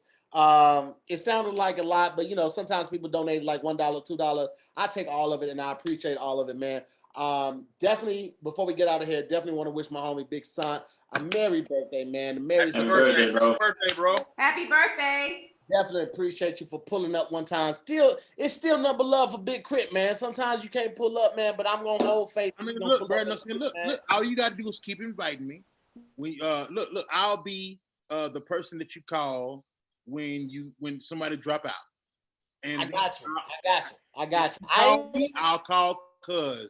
And I ain't want to hit you up. We ain't gonna get bad news every day. Listen, I ain't want to hit you up and be like, yo, ask Critty, but like, you know what I'm saying? I ain't want to abuse our friendship like that. No pressure. Look, this ain't no weird rapper friend shit. That's my nigga, you know what I'm saying? Like, that's my nigga, you know what I'm saying? You see the way I treat this nigga. That's my nigga. You know what I'm saying? Like, I know. I disrespect this nigga in public. You know what I'm saying? Like, what I'm saying is, you know what I'm saying, if you know what I'm saying, like, keep me as a consonant and I'll goddamn call cuz because I don't give a fuck. All right. Say no. I appreciate it. And shout out to Spice Adams again, because he's an asshole. He asked if anybody got white out for my tattoos. Fuck you, Spice. You can kiss my entire. Thank you, everybody. I appreciate you guys. Tomorrow night, everybody that's going to be on the Kev on Stage show on Friday will be on the show tomorrow night. So we got Rob Hayes, we got Kev on Stage, we got Keisha E, Tony Baker, Ron G, Sidney Castillo, and D-Lay. It's going to be a fantastic show. I hope you guys pull up and have a great time with us. We'll see you tomorrow at 7 o'clock Pacific Standard Time on another episode of Zooming with the Homies. Peace. Love y'all. Yeah.